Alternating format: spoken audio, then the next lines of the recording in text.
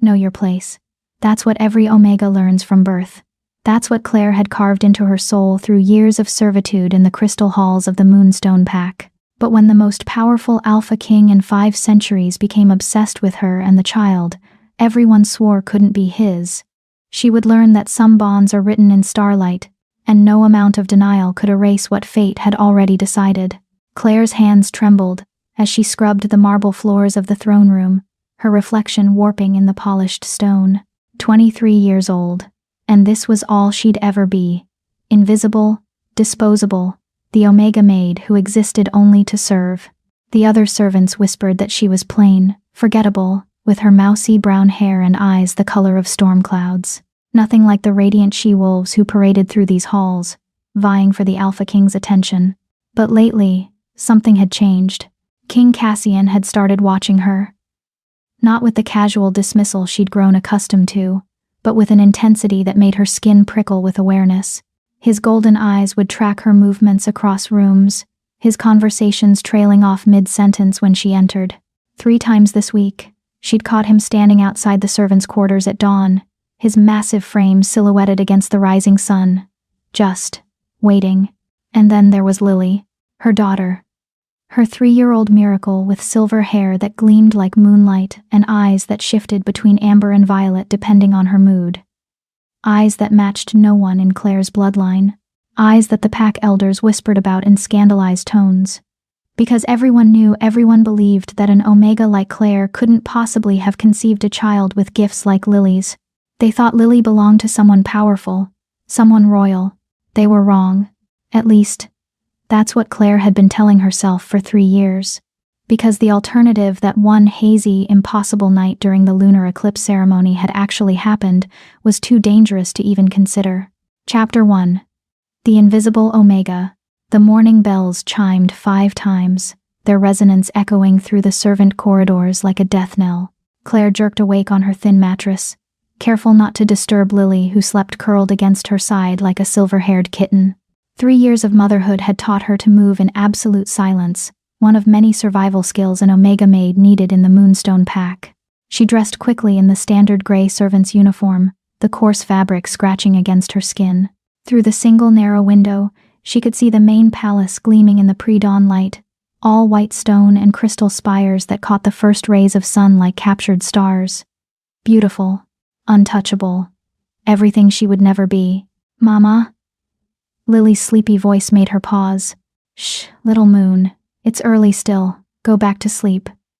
Claire pressed a kiss to her daughter's forehead, breathing in that sweet child scent that made every hardship worthwhile. "Will you be back for breakfast?" "I'll try, sweetheart." "Be good for Mrs. Petra, okay?" Lily nodded, her unusual eyes already drifting closed again.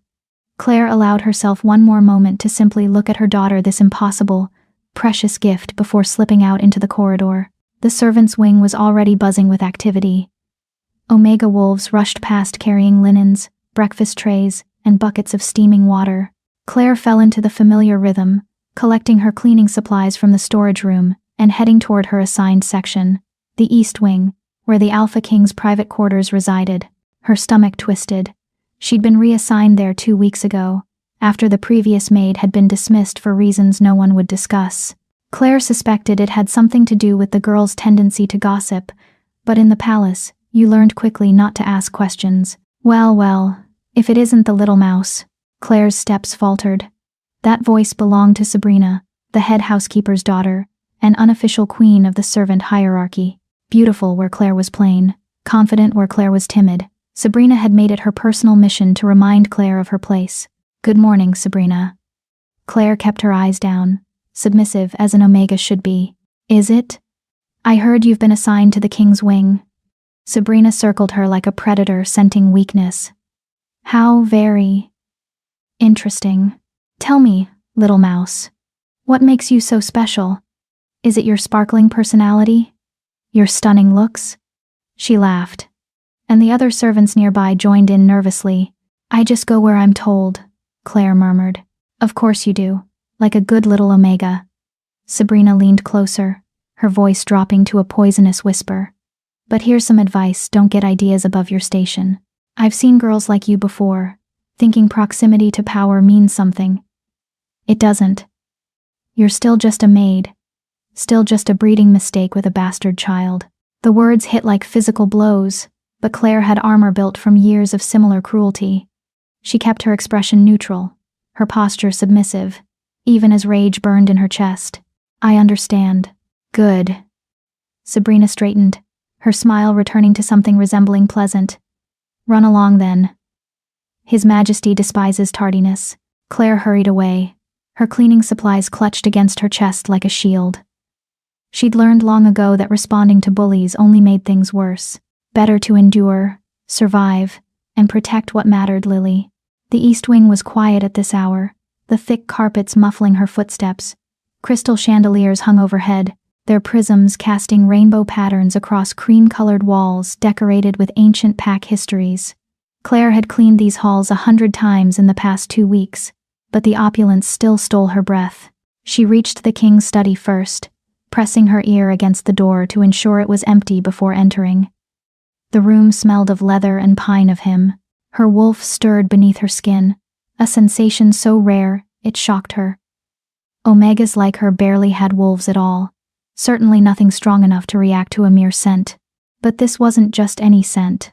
She shook her head, dismissing the traitorous thought, and began her work, dusting the bookshelves, polishing the massive oak desk, refreshing the flowers in the crystal vase by the window. Normal tasks, simple tasks. Tasks that didn't require thinking about impossible nights, or silver-haired children, or the way King Cassian's eyes seemed to see straight through her carefully constructed walls. You missed a spot. Claire spun around, her heart launching into her throat. King Cassian stood in the doorway, so silent in his approach she hadn't heard him enter. He was massive, even by alpha standards, standing well over 6 feet, with shoulders that seemed to fill the entire doorframe. His dark hair was slightly disheveled, as if he'd been running his hands through it, and those golden eyes, ancient, knowing, impossibly intense, fixed on her with laser focus. Your Majesty! She immediately dropped into a curtsy, her cleaning rag falling forgotten to the floor. I apologize. I didn't realize you were... The window ledge, upper left corner. He stepped into the room, and Claire fought every instinct to retreat. Alphas of his caliber radiated power like heat from a flame. You always miss that corner. Always. He'd been watching her work closely enough to notice her patterns. I'll fix it immediately, Your Majesty. She turned toward the window, grateful for any excuse to break that unnerving eye contact. But he moved with predatory grace, crossing the room in 3 long strides to stand directly behind her. So close she could feel the heat radiating from his body, could smell pine and something darker, more primal. Tell me something, Claire. His voice was low, intimate in a way that made her skin prickle. How old is your daughter? Her blood turned to ice. 3. Your Majesty. 3. He repeated the word thoughtfully. And her father? Dead, Your Majesty. The lie came easily after 3 years of practice. He was a traitor who passed through the territory. He died before Lily was born. A traitor. There was something in his tone, skepticism, amusement. How convenient. Claire's hands tightened on her cleaning rag. Is there something specific you require, Your Majesty? Yes. He reached past her, his arm brushing her shoulder as he pointed to the window ledge. That spot. Clean it. She did, stretching on her toes to reach the high corner, hyper-aware of his presence behind her. Every instinct screamed that she was prey in the presence of an apex predator, but beneath that fear ran a current of something else. Something that felt dangerously like recognition. You know what I find interesting, Claire? He spoke as she worked, his voice a dark rumble that seemed to vibrate through her bones. 3 years ago, during the lunar eclipse ceremony, something unprecedented happened. A power surge unlike anything the Pack Elders had ever recorded. And 9 months later, you appeared in the servant's wing with a silver-haired child exhibiting gifts that shouldn't exist in Omega bloodlines. Her hand slipped, the rag falling from nerveless fingers. Your Majesty, I don't lie. The command carried alpha authority that compelled truth. Not to me. Not about this. Claire turned slowly, trapped between the window and his imposing form. This close, she could see the gold flecks in his eyes, could see the tension in his jaw, the way his hands clenched and unclenched at his sides as if fighting some internal battle. I don't know what you want me to say, she whispered. The truth. His hand came up, hovering near her face but not quite touching. Were you at the lunar eclipse ceremony 3 years ago? She couldn't lie, not under the weight of that alpha command. Yes. Did something happen to you that night? Something you can't quite remember? Her breath caught. How did he know about the gaps in her memory? The hazy fragments of sensation and starlight that sometimes surfaced in dreams. I don't remember much. The ceremony was overwhelming, and I was helping serve the nobles. I got dizzy, needed air. The rest is blurry. He exhaled slowly, and for a moment, she thought she saw pain flicker across his features. Do you have any memory of the sacred grove? Of moonlight and power and two souls recognizing each other despite every law that said it was impossible? Claire's heart hammered against her ribs. Your Majesty, I'm just a maid. Whatever you think happened. I think, he interrupted, his voice dropping to something almost gentle, that 3 years ago, during a celestial event that weakened the barriers between fate and choice, 2 people who should never have met found each other anyway. I think an Alpha King and an Omega Maid experienced something that shouldn't exist, and I think the silver-haired child you're protecting is the living proof. The words hung in the air between them, heavy with implications that could destroy everything Claire had built. You're wrong, she managed, even as her wolf howled in recognition. Lily isn't, she can't be. Can't she? His hand finally made contact, fingers gentle as they tucked a strand of hair behind her ear. The touch sent electricity racing down her spine. Then explain why I've been drawn to you since the moment you started working in this wing. Explain why my wolf recognizes yours despite you being Omega. Explain why every time I see that child, I feel a connection that defies every law of our kind. Coincidence, Claire breathed, but even she didn't believe it. I don't believe in coincidence. He stepped back abruptly, as if the contact had burned him. But I do believe in proof, which is why I've arranged for the pack physician to conduct a paternity test. Tomorrow morning. You, me, and Lily. Terror flooded her system. You can't. I won't let you. It's not a request, Claire. It's a command. The gentleness was gone, replaced by pure alpha authority. 3 years is long enough to live in denial. Tomorrow, we learn the truth. All of it.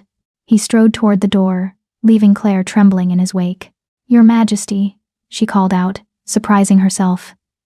He paused. What if you're right? What happens to us then?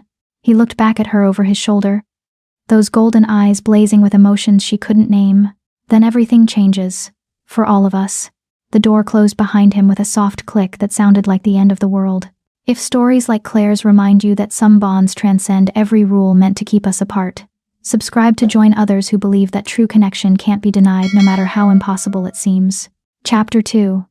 Shadows of the Past. Claire didn't sleep that night. She lay in the darkness of her tiny room, Lily's warm body pressed against her side, and stared at the ceiling as her world crumbled around her. A paternity test. Tomorrow. There would be no hiding after that. No pretending. No protection for the fragile life she'd built from nothing. If Cassian was right, if Lily truly was his daughter, what would happen to them? Would he take Lily away? Omegas had no rights to their children, especially not when an Alpha King laid claim. Would he cast Claire out for hiding the truth? Imprison her for deception? Or worse, would he try to make her his mistress, a shameful secret kept in the shadows while he married some suitable alpha female for political alliance? Her wolf whimpered at that last thought, a sound of pure anguish that shocked her. When had her wolf become strong enough to have opinions? To feel such visceral rejection at the thought of Cassian with another. Mama, you're sad. Lily's sleepy voice broke through her spiraling thoughts. Claire looked down to find her daughter's unusual eyes watching her with that eerie wisdom children sometimes possessed. I'm fine, little moon. Just tired. You smell sad, like rain. Lily reached up, her small hand patting Claire's cheek. Don't be sad. The moon always comes back, even when clouds hide it. Where did a 3-year-old learn to say such things? You're too smart for your own good, Claire whispered, pulling her daughter close. Promise me something, Lily.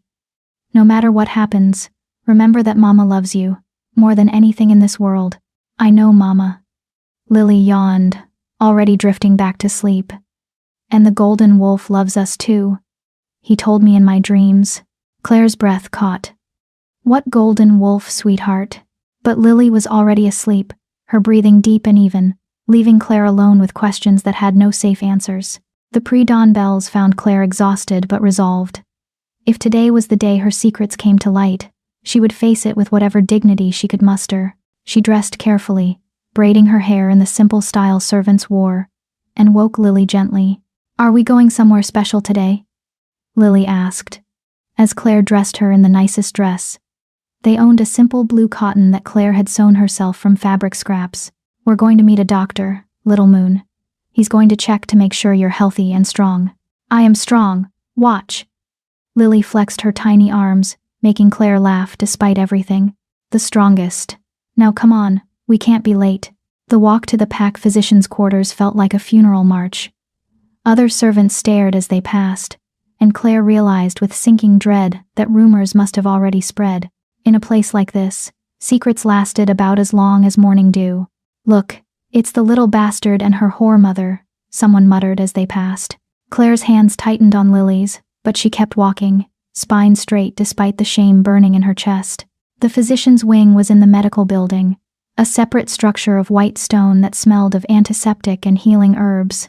Claire had only been here once before, when Lily had fallen ill with fever as an infant. The pack physician had treated them with professional courtesy, but undisguised disdain. Omegas were barely worth the medicine they consumed. Today, however, Dr. Henrik himself waited in the entrance, and his demeanor was entirely different. "Ah, Claire. And this must be young Lily." His smile was warm, professional, nothing like the contempt she'd expected. "Please, come in. His Majesty is already waiting." Of course he was. They were led to a private examination room, larger and more luxurious than anywhere Claire had ever been in the medical building. Cassian stood by the window, his massive frame backlit by morning sun, and when he turned to look at them, Claire's traitorous heart skipped a beat.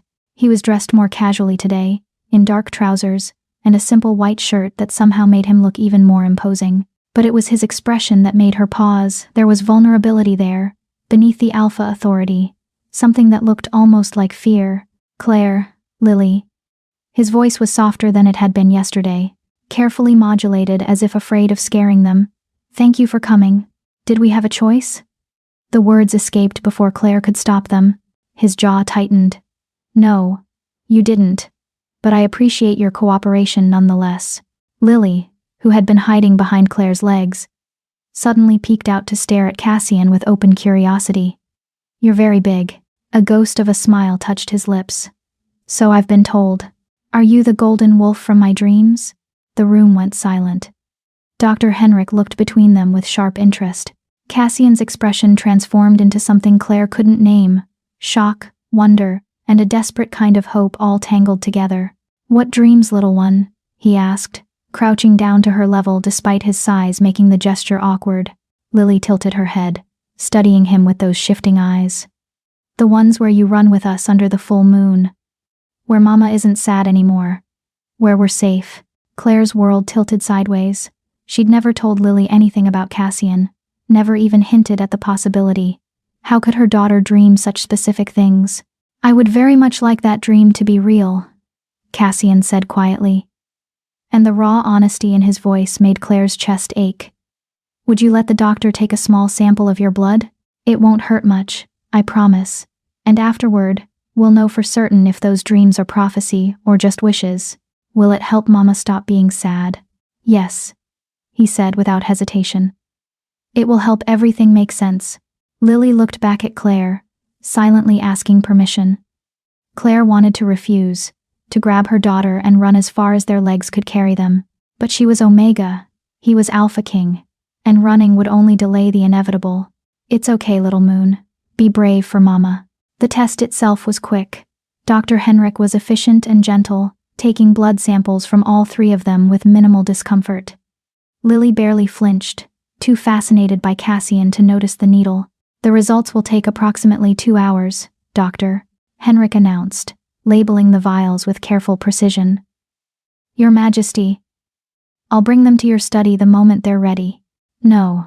Cassian's eyes never left Lily, who had wandered over to examine the anatomical charts on the wall. "Bring them here. We'll wait together." 2 hours. Claire would either be proven a liar and lose everything, or be proven truthful and lose everything anyway. There was no winning scenario in this game. "Lily, why don't you sit here with me?"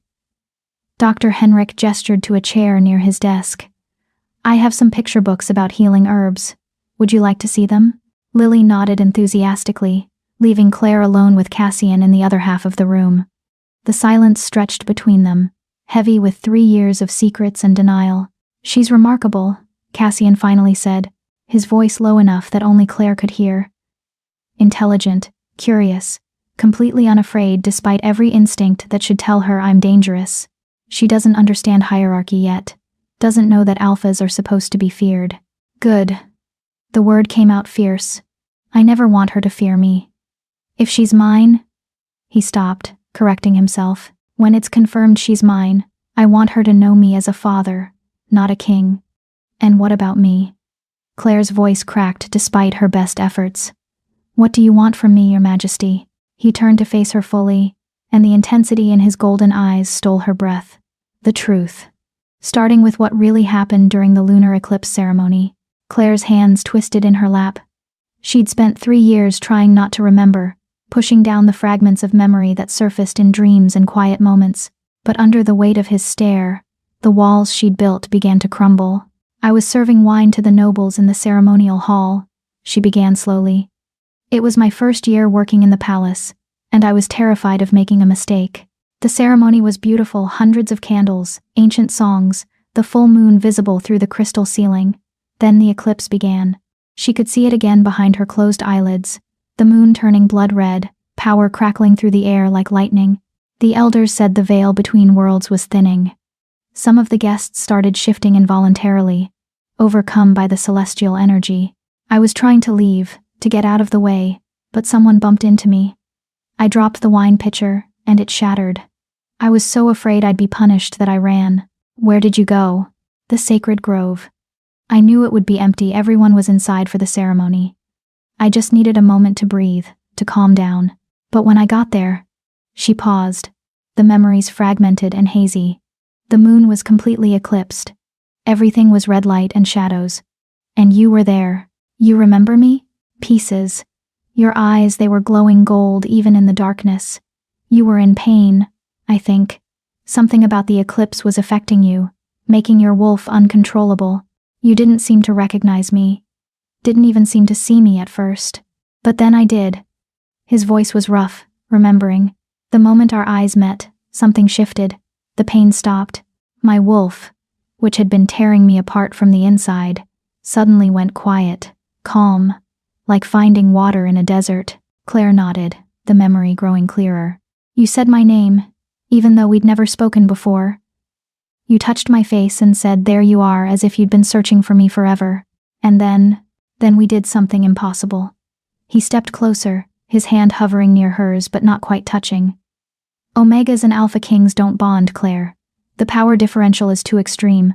It would kill the Omega or drive the Alpha mad. Every law, every instinct, every piece of pack wisdom says it can't happen. But it did." "But it did," he confirmed. "And when I woke up the next morning in the grove, alone, I convinced myself it had been a dream. A hallucination brought on by the eclipse's power, because the alternative was impossible. So you forgot about me." "I tried to." His voice dropped to a whisper. "But my wolf never did. He searched for you in every room, every corridor. He recognized your scent, even when I didn't consciously remember. And then 3 years later, you appeared in my wing, and every suppressed memory came flooding back.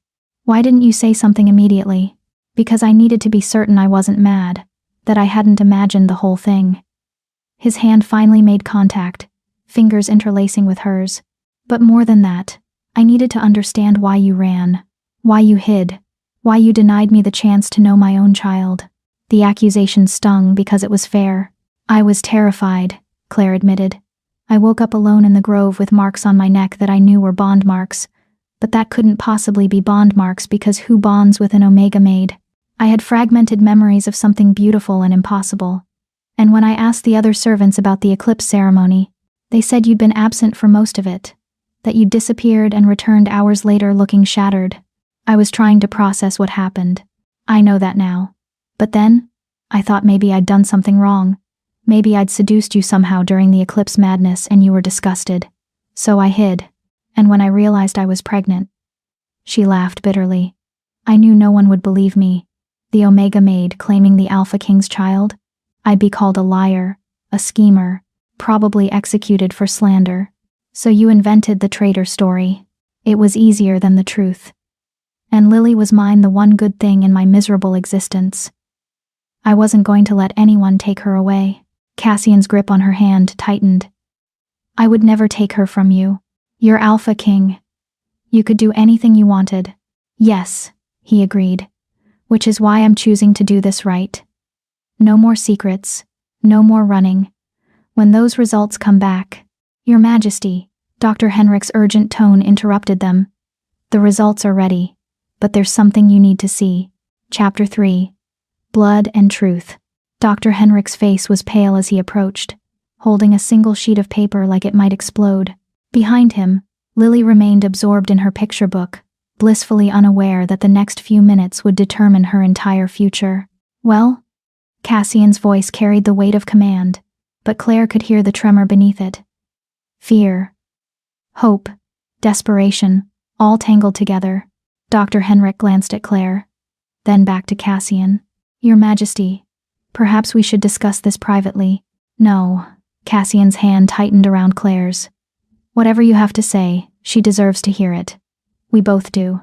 The physician took a deep breath, then handed over the results. "The paternity test confirms what you suspected. Lily is biologically your daughter, Your Majesty. The genetic markers are unmistakable. She carries your bloodline, your pack heritage, and..."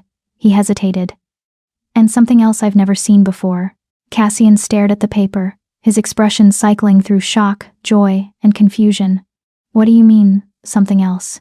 "Her blood contains markers from both of you, as expected. But there's a third element, an energy signature, that shouldn't exist. It's as if the eclipse itself left an imprint on her DNA." Dr. Henrik pulled out a second sheet covered in complex diagrams. "During a normal conception, genetic material combines in predictable patterns. But Lily's conception occurred during a celestial event that weakened the barriers between the physical and spiritual realms. The result is a child who carries not just your bloodlines, but the power of the eclipse itself." Claire's head spun. "What does that mean for her?" "It means," Dr. Henrik said carefully, "that Lily is unprecedented. She has the strength of alpha blood, the adaptability of omega heritage, and gifts that bridge both. The silver hair, the shifting eye color, the prophetic dreams, these aren't anomalies. They're manifestations of eclipse-blessed power. Is she in danger?" Cassian's voice had gone deadly quiet, the tone of an alpha ready to tear apart any threat to his child. Not from the power itself, but from those who might fear it, covet it, or seek to control it. The physician met Cassian's eyes meaningfully. "Your Majesty, if word of this spreads beyond this room, Lily will become a target. There are packs and entities beyond packs that would kill to possess or eliminate a child with her potential." The temperature in the room seemed to drop 10 degrees as Cassian processed this information. Claire felt his hand trembling in hers, watched the muscles in his jaw work as he fought for control. "Then we ensure word doesn't spread," he said finally. "You will tell no one of these findings. The official record will state simple paternity confirmation, nothing more. Is that understood?" "Completely, Your Majesty." "Good. Leave us." Dr. Henrik gathered his papers and departed swiftly, closing the door behind him. The silence that followed was deafening. Claire looked at the paternity results still clutched in Cassian's free hand. At the proof of what she'd known in her bones for 3 years, but had been too terrified to acknowledge. Lily was his daughter. Their daughter. Created in impossible circumstances, blessed or cursed with power that made her both miracle and target. "Say something," Claire whispered when the silence became unbearable. Cassian released her hand abruptly, crossing to the window to stare out at the palace grounds. His shoulders were rigid, his entire body radiating barely controlled emotion. 3 years, he finally said, his voice rough. 3 years I didn't know she existed. 3 years of watching her grow from a distance, feeling drawn to her without understanding why. 3 years you kept this from me. I was protecting her. From me? He whirled around, and the anguish in his golden eyes made Claire's breath catch. I'm her father, Claire. I had a right to know, to be part of her life, to protect her from the beginning. You're also the Alpha King, Claire shot back, her own emotions finally breaking free. You have duties, responsibilities, a future that includes marrying some politically advantageous she-wolf and producing legitimate heirs. Where exactly do the Omega Maid and her bastard child fit into that picture? Don't call her that. The command cracked like a whip. Don't ever call my daughter a bastard. That's what everyone else calls her. What they'll always call her, no matter what some blood test says. Then I'll make them stop. He closed the distance between them in 2 strides, gripping her shoulders with careful intensity. I'll legitimize her, claim her publicly as my daughter and heir, give her my name, my protection, everything she should have had from birth. Claire's heart hammered against her ribs. You can't. The Pack Council would never accept an Omega-born child as heir. The other Alphas would revolt. Let them try. His eyes blazed with determination. I am Alpha King, and my word is law. If the Council objects, I'll remind them of that fact. Forcefully, if necessary. And what about me? The question emerged smaller than Claire intended. What happens to the Omega Maid who dared touch the king? Who kept his daughter secret for 3 years? Cassian's grip on her shoulders gentled, his thumbs tracing small circles through the fabric of her dress. What do you want to happen, Claire? The question stunned her. No one had ever asked what she wanted. Omegas didn't get wants, didn't get choices. They survived and obeyed and hoped not to be noticed. I want Lily to be safe, she managed. I want her to have opportunities I never had. I want her to grow up knowing she's loved and valued, not just for her power but for who she is. And for yourself? What do you want for yourself?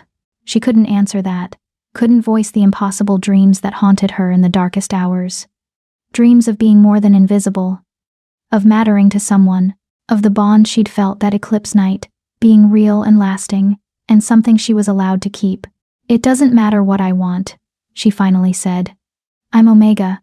My wants aren't relevant. Something dangerous flashed in Cassian's eyes. They're relevant to me. Before Claire could respond, Lily's voice interrupted them. Why is everyone talking so serious? Did I do something wrong? They both turned to find her standing there, her picture book abandoned, those unusual eyes wide with concern. Claire immediately knelt down, pulling her daughter into a hug. No, little moon. You didn't do anything wrong. You're perfect. Then why does the golden wolf look so sad? Lily wriggled free, walking over to Cassian with that complete absence of fear that both terrified and amazed Claire. Don't be sad. Mama says being sad makes your heart heavy. Cassian looked down at his daughter. His daughter, the reality of it finally sinking in. And something in his expression cracked open.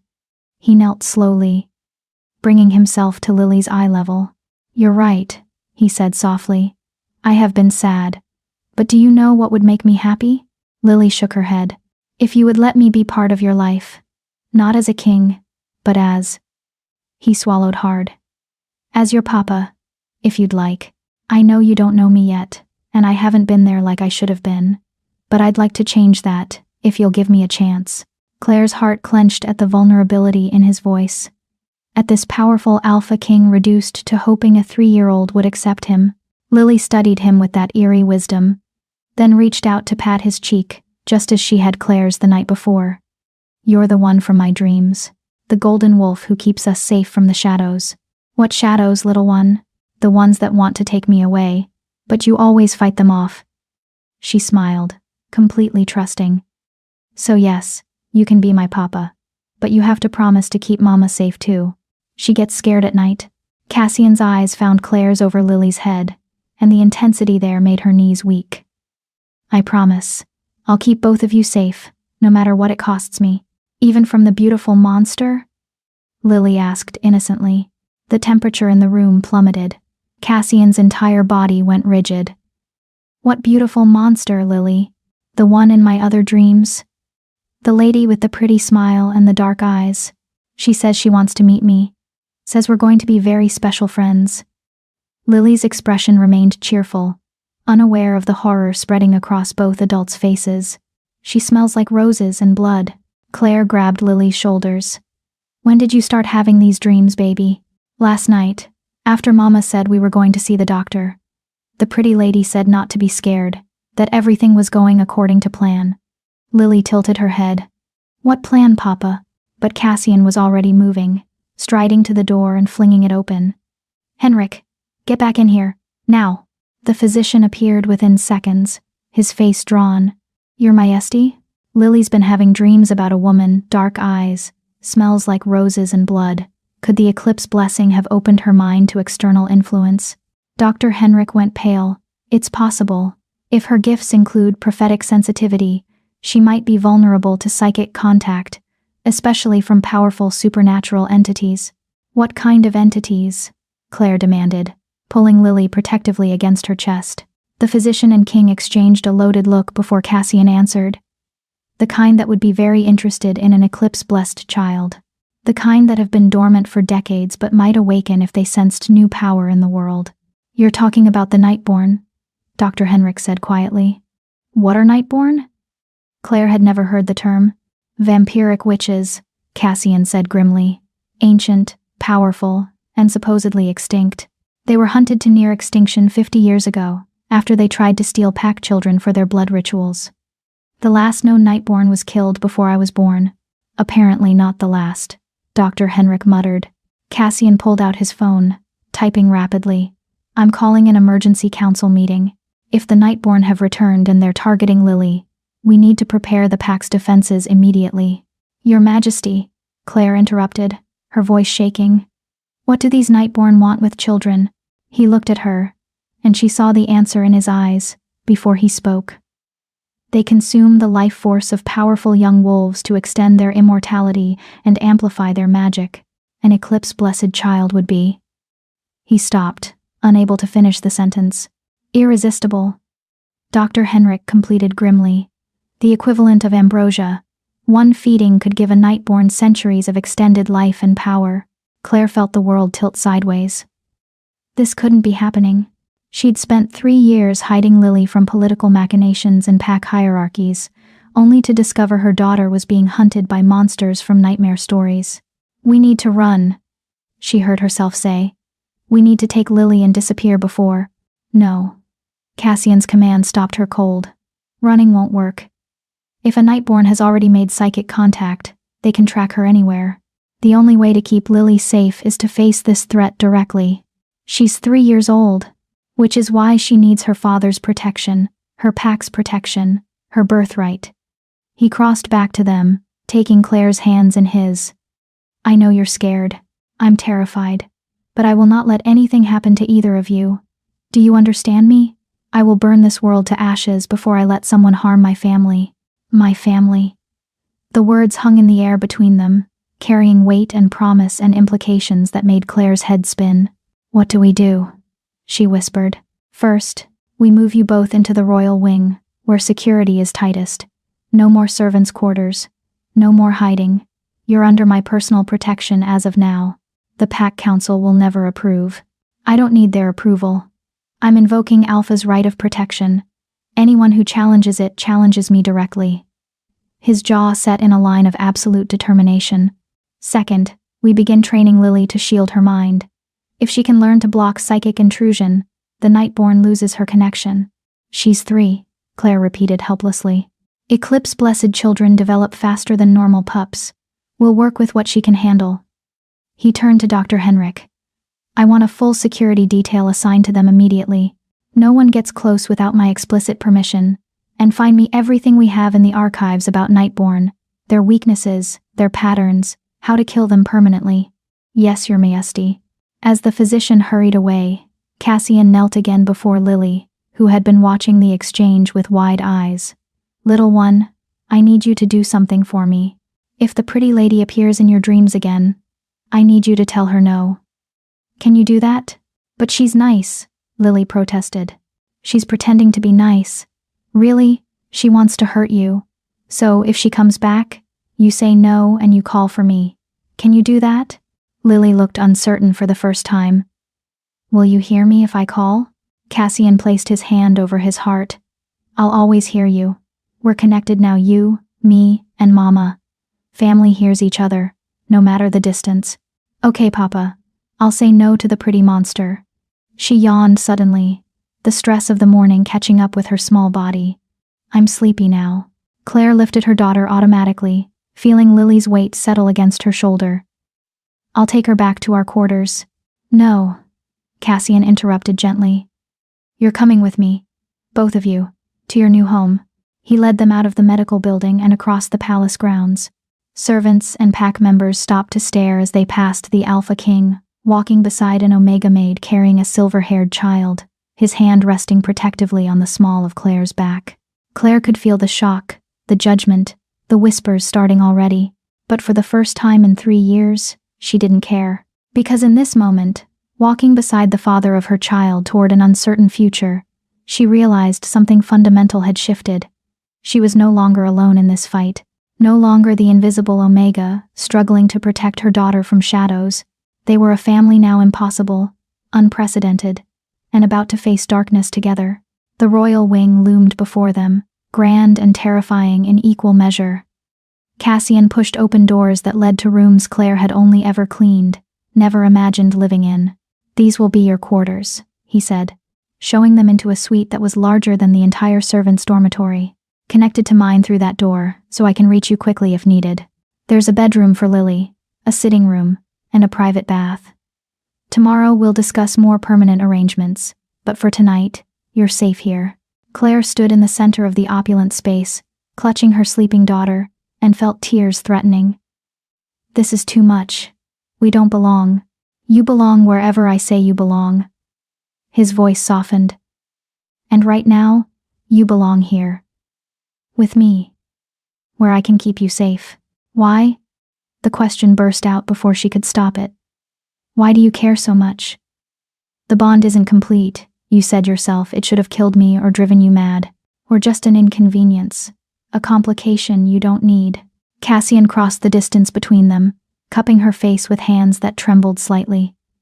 You're not an inconvenience. You're my mate, the mother of my child. And whether that bond is complete or not, you're mine to protect, mine to cherish, mine to... He stopped himself. But Claire saw the truth burning in his golden eyes, saw the depth of feeling he'd been holding back, the connection forged 3 years ago in moonlight and magic that had never truly broken despite time and denial, and impossible circumstances. Get some rest, he said finally, stepping back before he did something they weren't ready for. I have security to arrange and a council to terrify into submission, but I'll be right next door if you need me. For anything. He left through the connecting door, and Claire was alone in luxury she'd never dared imagine, holding a daughter who was destined for either greatness or destruction, with a mate who defied every rule she'd been taught. And somewhere in the darkness, a beautiful monster was dreaming of silver-haired children and blood. Chapter 4. The Council of Wolves. Claire didn't sleep that night either, though this time it was luxury rather than fear that kept her awake. She lay in a bed softer than clouds, Lily curled safely beside her, and stared at silk canopy overhead that probably cost more than Claire would earn in 10 lifetimes.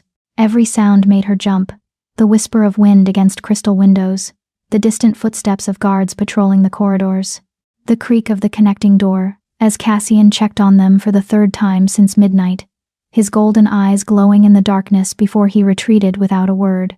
He was restless too. She could hear him pacing in his chambers, could feel the agitation radiating through the walls like heat. Their bond incomplete, impossible, but undeniably present hummed with his anxiety and determination. When dawn finally broke, Claire rose and dressed in one of the simple gowns that had been brought to their quarters overnight. It was finer than anything she'd ever owned. Deep green silk that actually fit her properly, but it felt like a costume, like playing dress-up in someone else's life. Mama, look! Lily bounced on the enormous bed, her silver hair wild around her face. I can jump so high. Careful, little moon. We're guests here. We can't break anything. Not guests. Cassian's voice came from the connecting doorway. He looked exhausted, dark circles under his eyes, but his expression softened when he saw Lily jumping. Family. And family can jump on beds if they want to. Lily giggled and jumped higher, making Claire's heart clench with a mixture of joy and terror. This was what she'd always wanted for her daughter. Freedom. Happiness. The ability to be a child without fear. But at what cost? The council meeting is in an hour, Cassian said, his tone shifting to business. I need you there, Claire. Her stomach dropped. Me? Why? I'm just the mother of my heir. My mate, even if not publicly acknowledged yet. And a witness to Lily's gifts. He crossed to her, taking her cold hands in his warm ones. I know you're terrified, but the council needs to understand what we're facing, and you're the only one who can speak to Lily's experiences. They'll tear me apart, an Omega, in the Alpha Council chambers. Not if they value their throats. His voice carried lethal promise. You're under my protection, Claire. Anyone who disrespects you, disrespects me, and I'm not feeling particularly patient this morning. A knock at the door interrupted them. Your Majesty, the Beta is here. Send him in. A man entered who Claire vaguely recognized from palace functions. Marcus, the Beta second in command. Tall and broad, with dark hair shot through with gray. His eyes widened when he saw Claire and Lily, then carefully blanked to neutrality. Your Majesty, I came as soon as I received your summons. His gaze flicked to Claire again, curiosity and calculation warring in his expression.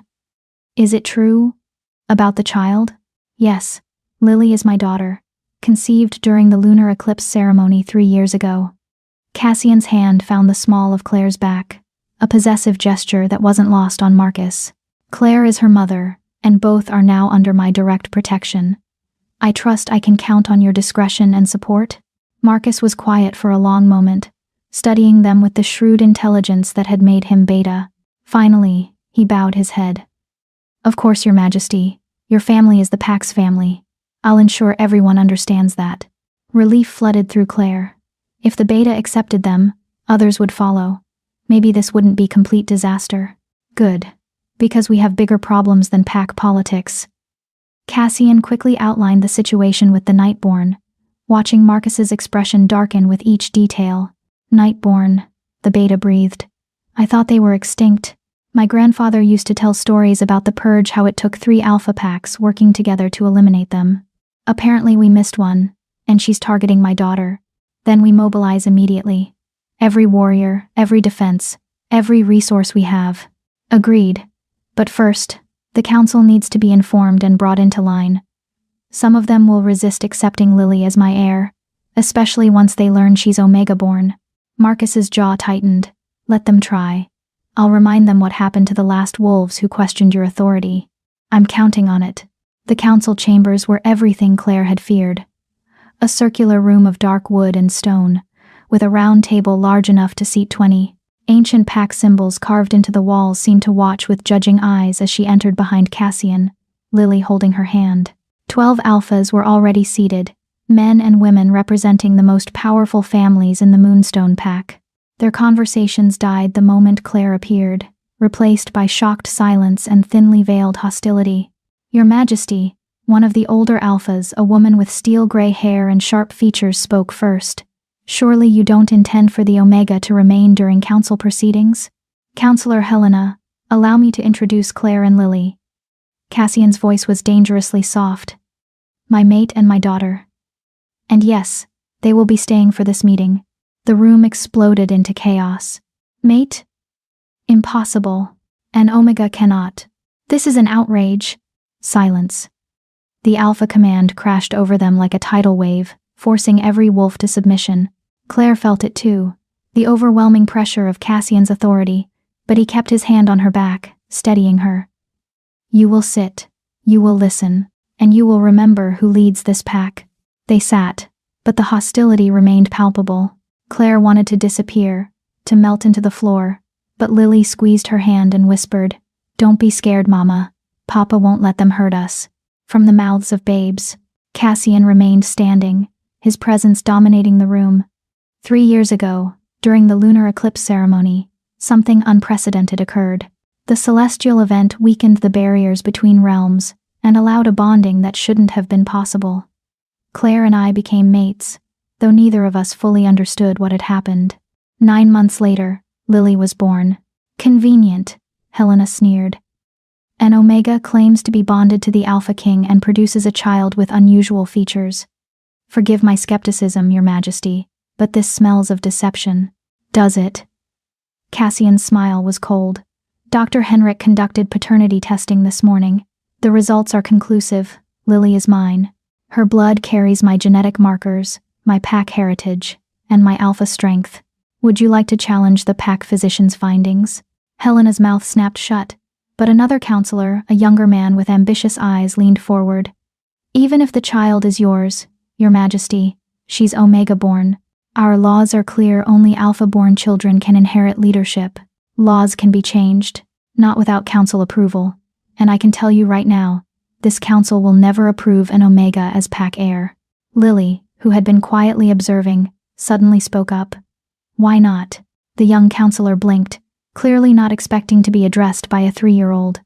Because Omegas are weak, child. They lack the strength and authority needed to lead. But Mama isn't weak.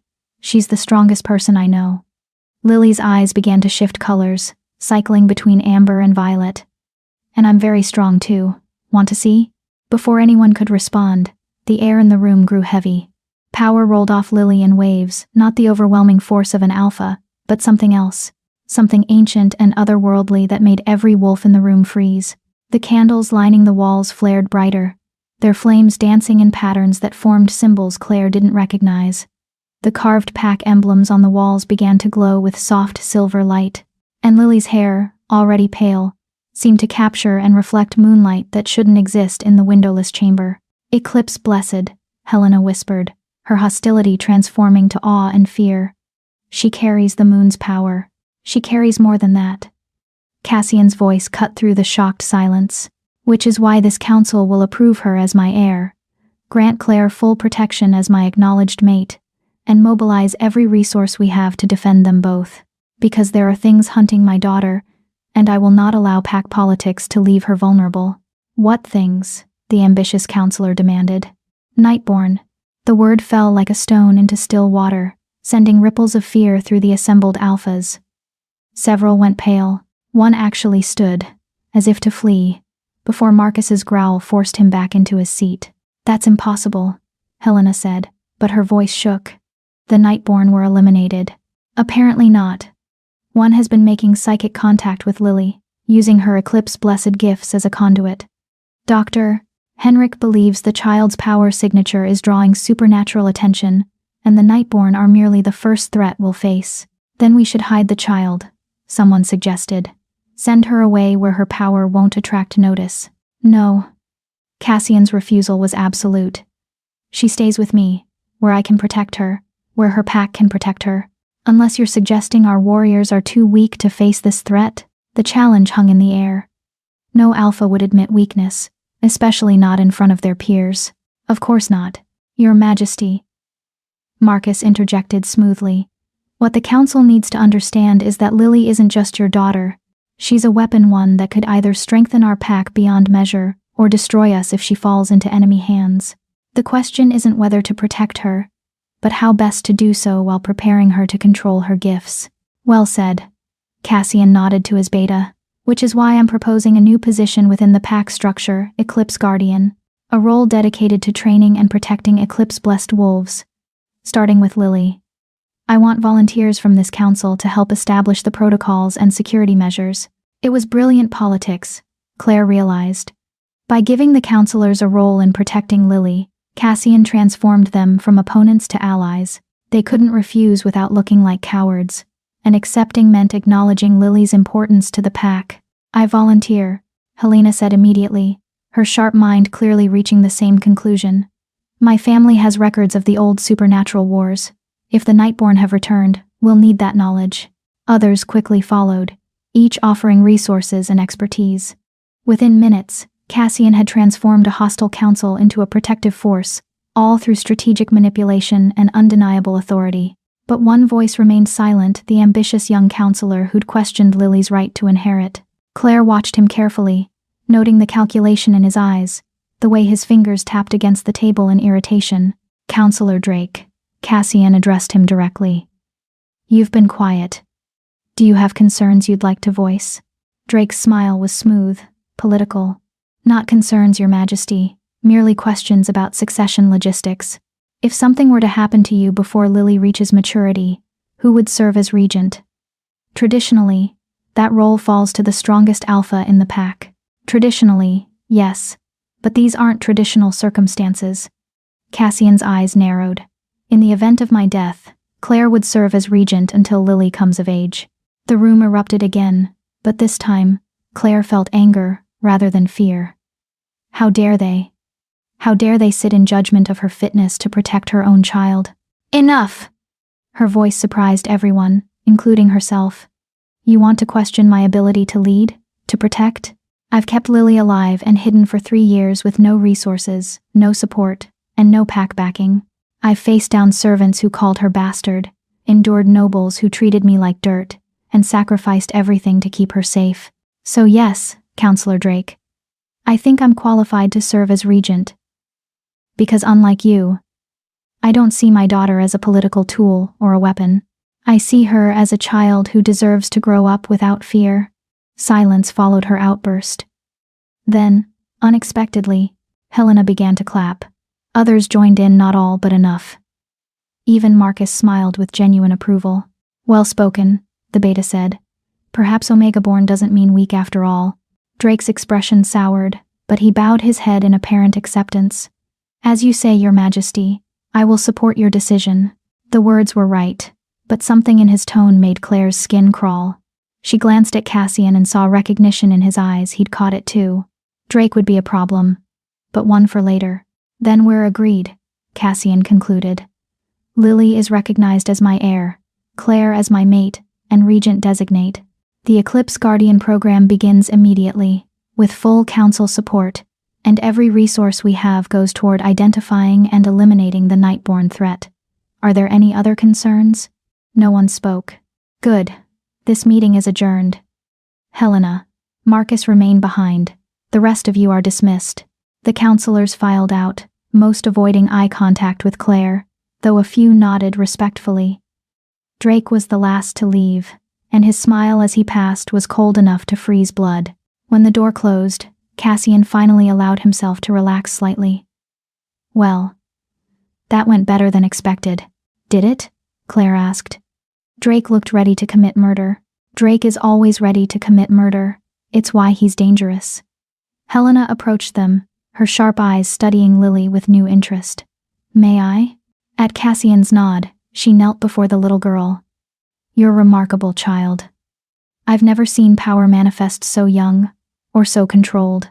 You didn't hurt anyone with that display, despite having every reason to be frightened or angry. Papa said to only use my gifts to protect, not to hurt, Lily explained seriously. Unless someone tries to take me from Mama, then I can hurt them lots. Helena laughed, a genuine sound of delight. I like this one. She has spirit. Standing, she addressed Cassian. I meant what I said about the old records. I'll have them brought from the family archive. But, Your Majesty, you should know the Nightborn were never defeated through force alone. They're too cunning, too patient. The final victory came through sacrifice. What kind of sacrifice? The kind that required bait. Helena's expression grew grim. Eclipse-blessed children were used to draw the Nightborn out of hiding, then killed along with their hunters in coordinated strikes. It was effective, but the cost. She glanced at Lily.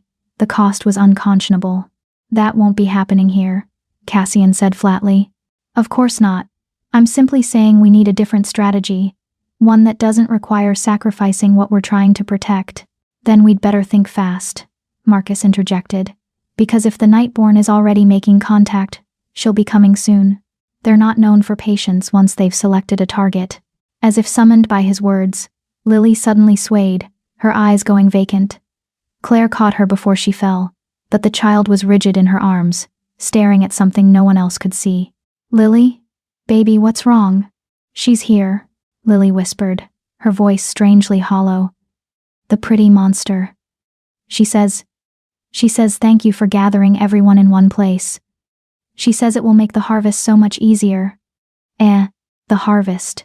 Cassian was moving before anyone else processed the words, grabbing Claire and Lily and shoving them toward Marcus. Get them to my quarters. Lock every door. Activate every defense. Now. What about you? Claire demanded, even as Marcus began pulling them toward the exit. I'm going to kill whatever's stupid enough to threaten my family. The last thing Claire saw before Marcus dragged them through the doorway was Cassian's eyes beginning to glow with alpha fury, his body already shifting toward his wolf form. And somewhere in the palace, something laughed, a sound like breaking glass and dying roses. Chapter 5. The Hunter and the Hunted. Marcus moved with practiced efficiency, herding Claire and Lily through corridors that seemed to stretch endlessly. Behind them, alarms began to wail, a haunting sound that made Claire's blood run cold. The palace was under attack, and her daughter was the target. Stay close, Marcus ordered, his hand on the weapon at his belt. Other guards appeared from side passages, forming a protective formation around them.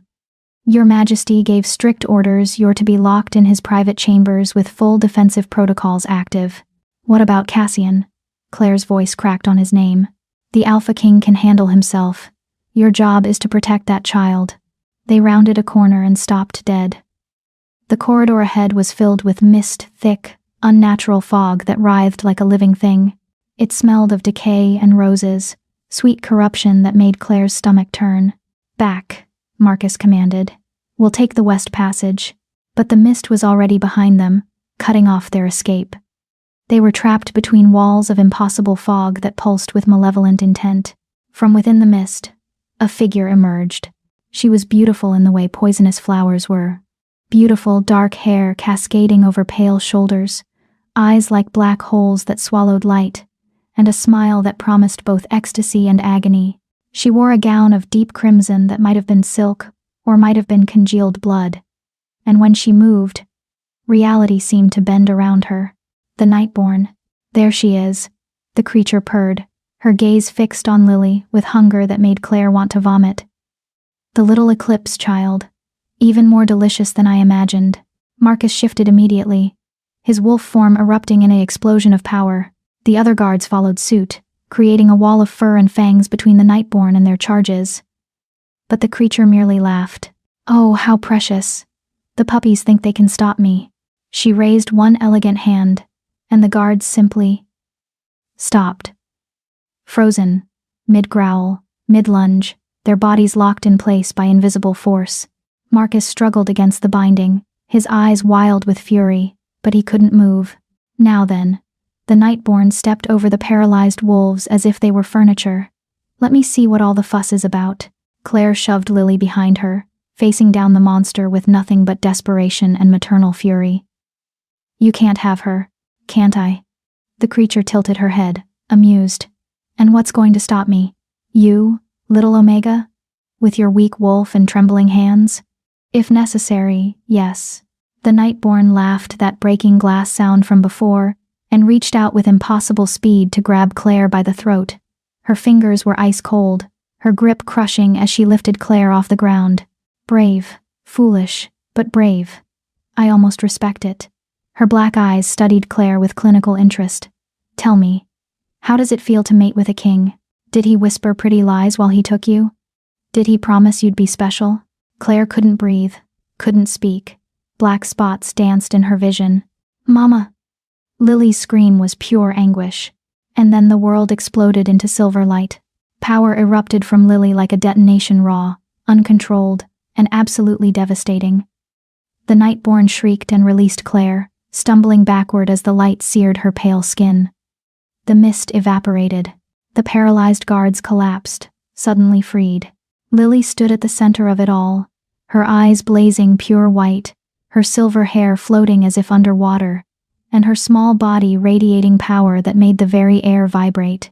Don't touch my mama. The Nightborn's beautiful face twisted into something monstrous, too many teeth, too many angles, reality warping around her true form. You little... She never finished the sentence.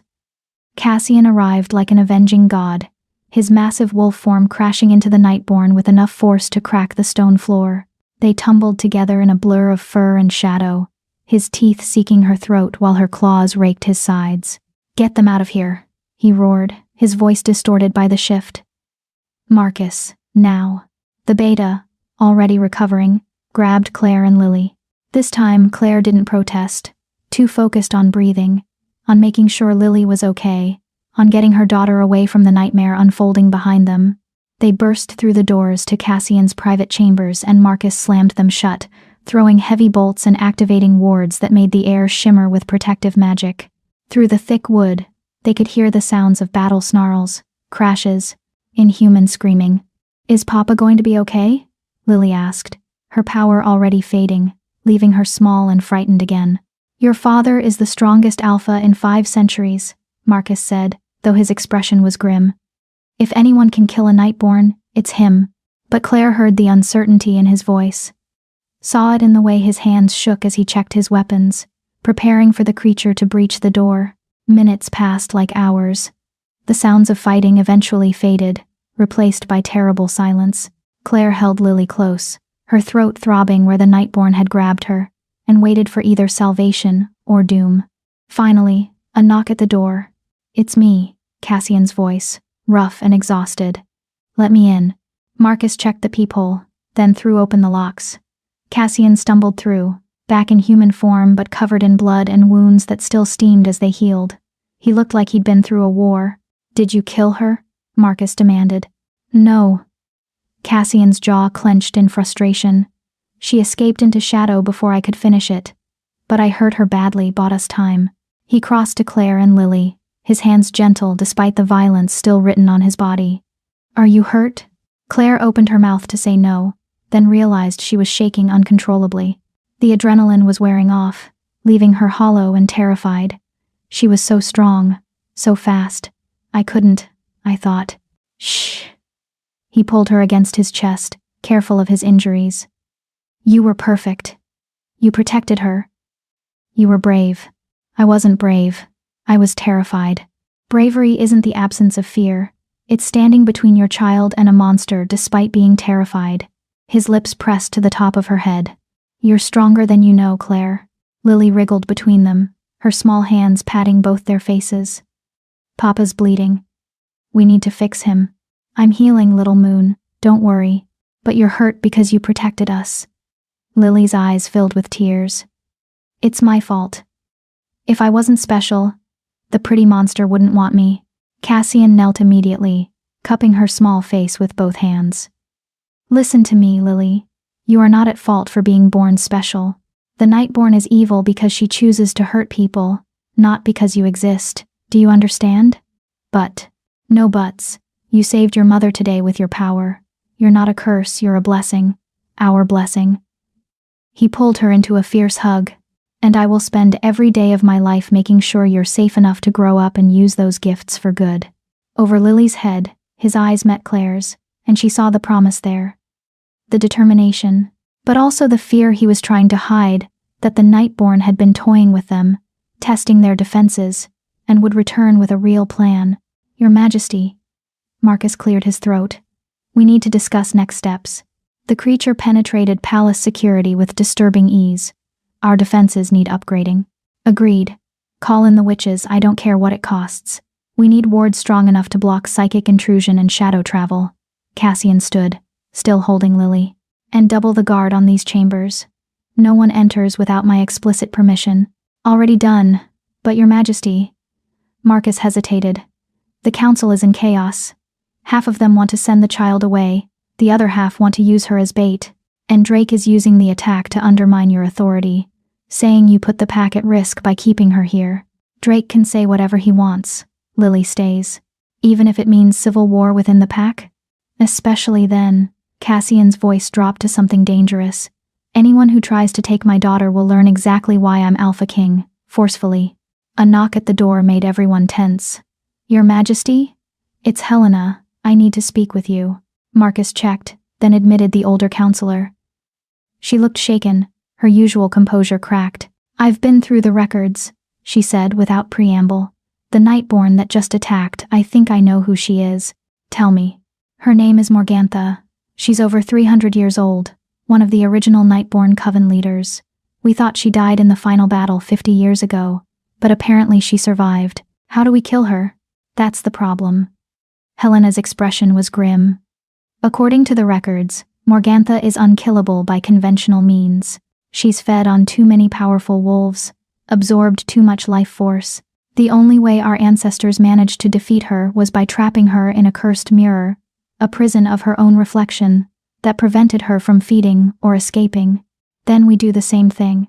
The mirror was destroyed when we thought she was dead. It took 6 eclipse-blessed witches working together to create it originally, and they all died in the process. Helena looked at Lily. Unless. No, Claire said immediately. Whatever you're thinking, no.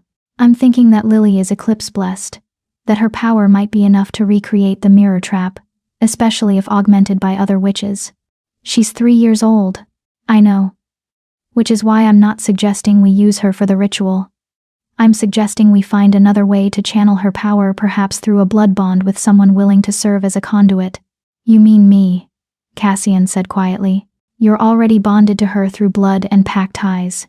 If we could strengthen that connection, use you as a buffer to draw on her power without harming her. Helena spread her hands. It's theoretical, dangerous, but it might be our only option. What's the risk? Marcus demanded.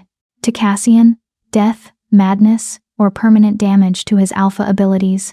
To Lily, if the bond isn't strong enough to protect her, the power drain could kill her. Then we find another way, Claire insisted. There has to be another way. But she could see the calculation in Cassian's eyes, the willingness to sacrifice himself if it meant protecting Lily. It terrified her more than the Nightborn had. We'll discuss this later, he said finally. Right now, we need to focus on immediate security. Helena, work with the witches on defensive wards. Marcus, I want every entrance to these chambers guarded by our most trusted warriors. And someone find out how Drake is using this attack politically. I want to know what he's planning. They scattered to their tasks, leaving the 3 of them alone again. Cassian finally set Lily down, and she immediately curled up on his bed, exhausted by the day's events. She'll be asleep in minutes, Claire said softly. The power drain always exhausts her. Does it happen often? These power manifestations? A few times when she was younger, usually when she was frightened or I was in danger, but never this strong. Claire moved to sit beside her daughter, stroking her silver hair. I thought I could keep her safe by hiding her. Instead, I just delayed the inevitable. You kept her alive, that's not nothing. Cassian sat on the other side of the bed, his larger frame making the mattress dip. And now she has an entire pack working to protect her. She's not alone anymore. Neither are you. Claire looked at him across Lily's sleeping form. This powerful alpha, who'd turned his world upside down for them, who bore wounds from fighting monsters, who looked at their daughter with such fierce love it made her chest ache. Why? She asked again. Why do all this? The bond isn't complete, you said so yourself. You could disavow us, say Lily was conceived through trickery or coercion. You could protect your reputation, your political position. Instead, you're starting wars, and making enemies, and risking everything. Why? Cassian was quiet for a long moment, his golden eyes studying her with an intensity that made her breath catch. Do you remember what I said to you that night in the grove? He finally asked. During the eclipse? I remember fragments, moonlight and power, and feeling like I'd found something I'd been searching for my entire life without knowing it. I said, there you are. Because that's what it felt like, finding something essential that had always been missing. I've been Alpha King since I was 20 years old, Claire. I've had power, respect, everything a wolf could want, but I've never felt complete until that moment when our eyes met, and something clicked into place. His hand reached across the bed, finding hers. The bond might not be complete by traditional standards, but it's real. You're real. And every time I look at you or Lily, I feel that same sense of rightness. Of home. So yes, I'll start wars and make enemies and risk everything, because you're worth it, both of you. Tears spilled down Claire's cheeks before she could stop them. I don't know how to be your mate. I don't know how to be anything other than invisible. Then we'll figure it out together. You don't have to be perfect, you just have to be you. His thumb brushed over her knuckles. And Claire? You were never invisible to me. Not from the moment I first saw you. She wanted to believe him. Wanted to trust in this impossible connection and the future he was offering. But somewhere in the shadows, a Nightborn was healing and planning, and Claire knew their respite would be brief. "She'll come back," Claire whispered. "Morgantha. She'll come back, and next time she'll be prepared for your strength and Lily's power." "I know. And if Helena's right about the mirror being the only way to stop her, I'll do whatever's necessary. Even if it kills you?" His smile was sad. "Especially then, because the alternative is losing both of you, and that's not something I can survive." Lily stirred in her sleep, mumbling something about golden wolves and moonlight. Between them, she looked so small, so vulnerable, this child who carried the weight of ancient power and impossible destiny. "I'm scared," Claire admitted. "Good. Fear will keep you sharp." Cassian stood, moving around the bed to pull her up and into his arms. "But don't let it paralyze you. We have allies, resources, and power of our own, and most importantly, we have something Morgantha doesn't understand." "What's that?" "Love." His arms tightened around her. "She's driven by hunger and greed. We're driven by the need to protect our child. That makes us more dangerous than she could possibly imagine."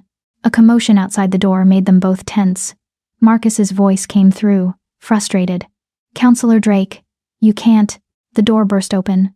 Drake stood there with a contingent of guards bearing different pack insignias, not Moonstone wolves, but outsiders. "Alpha King Cassian." Drake's voice was formal, cold. "I'm here under the authority of the Continental Wolf Council to place you under investigation for endangering pack security and violating mating laws. These guards will ensure you comply with the inquiry." Cassian's growl rattled the windows. "You dare bring outsiders into my territory. You dare challenge me in my own chambers. I dare uphold our laws." Drake's smile was poisonous with triumph. "Laws that prohibit alpha-omega matings due to the danger they pose. Laws you violated, creating a child whose very existence has brought monsters to our doorstep.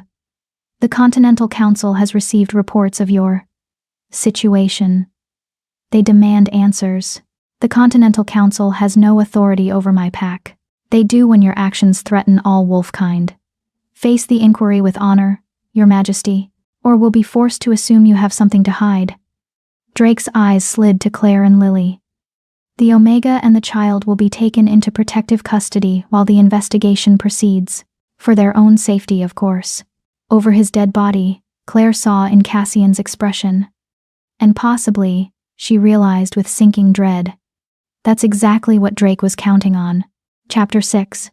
Wolves and Vipers. The air in the room turned electric, with barely restrained violence. Cassian's eyes blazed pure gold, his alpha aura pressing down on everyone with crushing force. The foreign guards actually whimpered, their legs trembling under the weight of his power. But Drake remained standing, which meant he had backing, real backing from wolves powerful enough to shield him from an Alpha King's wrath. "You forget yourself, Drake." Cassian's voice was deadly quiet. "The Continental Council has no jurisdiction over recognized heirs or bonded mates. Lily is my daughter, confirmed by blood. Claire is my mate, protected by pack law." "Protected by pack law, yes. But the mating itself violates continental protocols established for everyone's safety." Drake pulled out a scroll, reading with false regret. "Protocol 7, Section 3. Alpha-omega matings are prohibited due to the power imbalance, creating dangerous offspring and unstable pack dynamics. Violators are subject to investigation, and the omega in question must be evaluated for coercion or manipulation." Claire's blood ran cold. They were going to claim Cassian had coerced her, that she couldn't have consented because of the power differential. It was clever turning protection laws into weapons. "Claire came to me willingly during the eclipse," Cassian said through gritted teeth. "There was no coercion. Can she remember that willingness? Can she testify under oath that she was in full possession of her faculties during a celestial event known to drive wolves temporarily mad?" Drake's smile widened. "Because if not, then by definition, consent wasn't possible. Which makes this mating illegal and the child problematic." "You want to take my daughter?" Cassian's hands clenched into fists. "Admit it. This isn't about laws or protocols. This is about power. This is about protecting the wolf world from threats we don't understand. That child brought a nightborn to our doorstep. How long before other creatures come hunting? How long before her uncontrolled power kills someone?" Drake gestured to his guards. "The Continental Council requests voluntary cooperation. Refuse, and they'll be forced to take more aggressive measures. Marcus appeared behind Drake, flanked by loyal Moonstone warriors. Those aggressive measures will have to go through us first. Starting a war with the Continental Council, Beta Marcus? That's treason.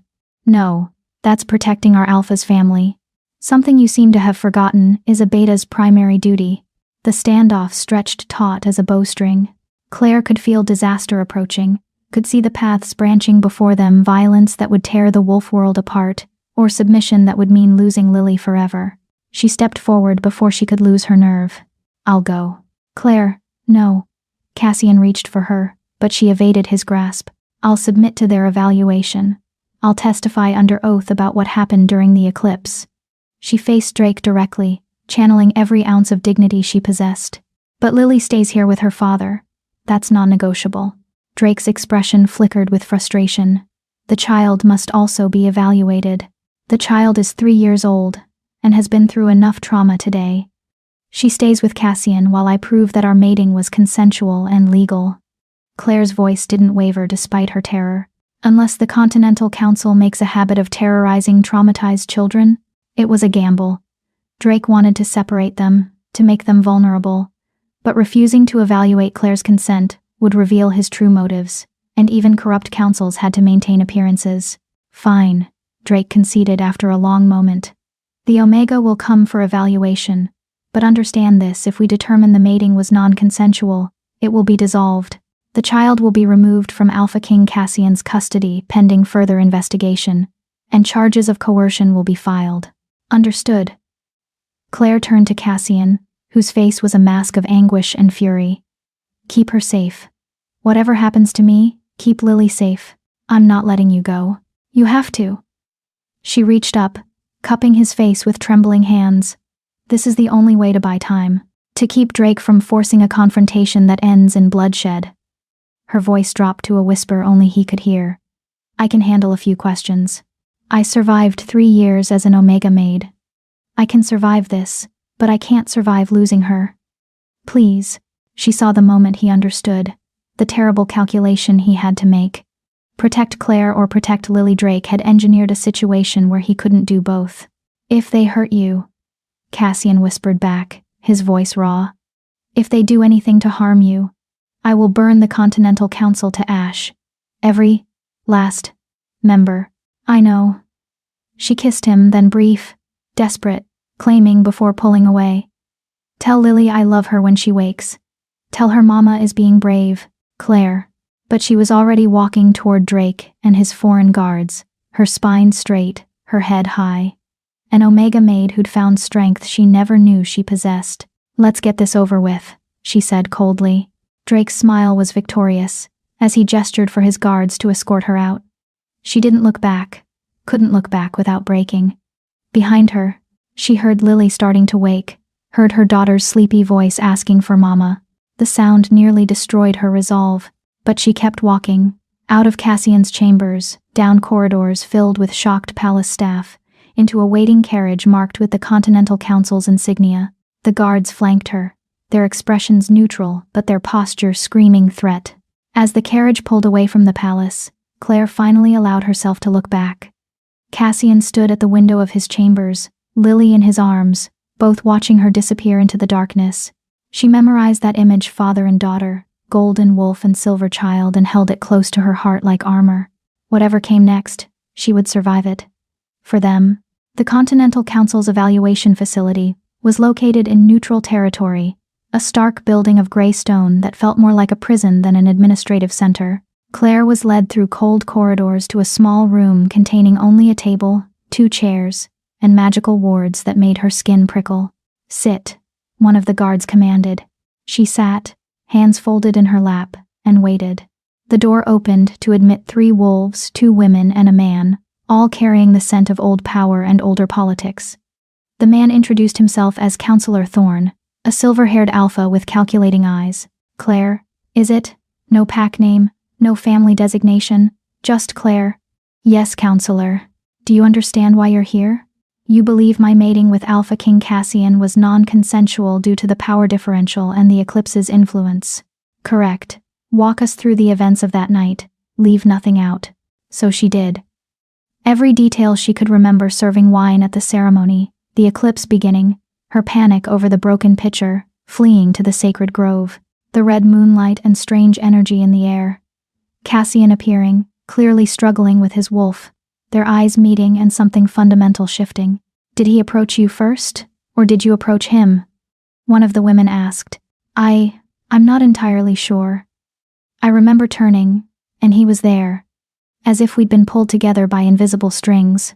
And then, he said my name, asked if I was real, touched my face very gently, as if I might disappear. Claire's voice softened with the memory. He said, "There you are," like he'd been searching for me forever. And I said, "Here I am," because it felt right. True. Then what happened? Claire hesitated. Some moments were too intimate to share, too precious to expose to these cold judges. We bonded. I don't remember every specific detail, the eclipse energy was overwhelming, but I remember feeling safe, wanted. Like for the first time in my life, I mattered to someone. And when you woke up? Alone. Confused. Marked but uncertain if it had been real or eclipse-induced madness. I had fragmented memories and bond marks that shouldn't exist. Thorn leaned forward. Did Alpha King Cassian ever, at any point, use his alpha command on you? Force you to comply through supernatural compulsion? No. Never. Are you certain? Because an Omega under alpha command might not even realize she'd been compelled. I'm certain. Claire met his eyes directly. I've been under alpha command before, from nobles who wanted their rooms cleaned faster, from the head housekeeper assigning duties. I know what compulsion feels like. Cassian never did that. What about coercion through circumstance? He's the Alpha King. You're an Omega servant. Even without direct commands, the power imbalance itself could constitute non-consent. And there it was, the trap. Admit that the power imbalance affected her decision, and they'd declare the mating invalid. Deny it, and they'd call her a liar. Claire took a careful breath. I won't pretend there's no power differential between an Alpha King and an Omega, but power imbalance exists in many relationships. What matters is whether the more powerful party uses that power to coerce or harm. Cassian didn't. He gave me choices. Even during the eclipse, when his wolf was wild and my resistance would have been meaningless, he asked for consent, and I gave it freely. Freely, the second woman repeated skeptically. During a celestial event that drove multiple wolves into involuntary shift. During a moment when, by your own admission, you were confused and uncertain. I was confused about many things that night, but I wasn't confused about wanting him, about choosing him. Claire's voice strengthened. You want me to say I was coerced, that I'm a victim who needs saving. But the only people trying to take away my choices right now are you. Cassian gave me agency. You're trying to strip it away. Thorn's expression hardened. Careful, Omega. Insolence won't help your case. Truth won't help my case either, apparently, because you've already decided I'm too weak and powerless to have made my own decisions. Claire stood, surprising them. I'm an Omega. I understand my place in your world. But I'm also a mother who's fought for 3 years to protect her daughter. I'm a mate who bonded with her alpha under circumstances none of us chose but all of us accept. And I'm a wolf who's tired of being treated like I don't know my own mind. Sit down, Thorn commanded, his alpha power pressing down. Claire sat not because he compelled her, but because she chose strategic compliance. But her eyes never left his. I'll ask you one final time, he said. Under oath to the Continental Council, sworn on your life and your daughter's future, was your mating with Alpha King Cassian consensual? The threat was clear. Lie, and they'd know.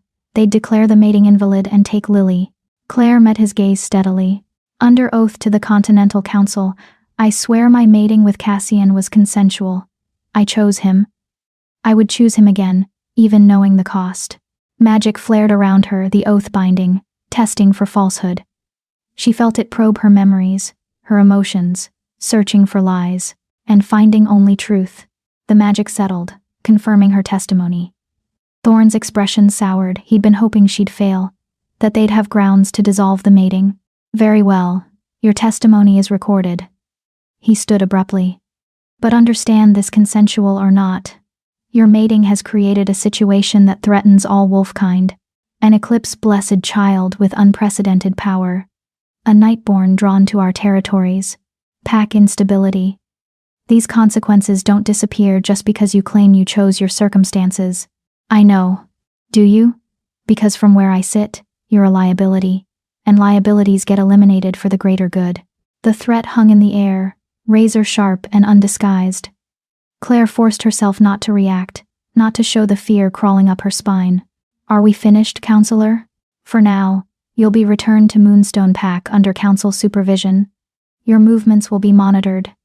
And if that child causes any further incidents. Thorne smiled without humor. Well, let's hope she doesn't. The carriage ride back to Moonstone territory felt longer than the journey away. Claire sat in silence, the guards watching her with undisguised contempt, while exhaustion and delayed terror crashed over her in waves. She'd bought them time. Proven the mating was consensual. But Thorne's final threat made it clear this wasn't over.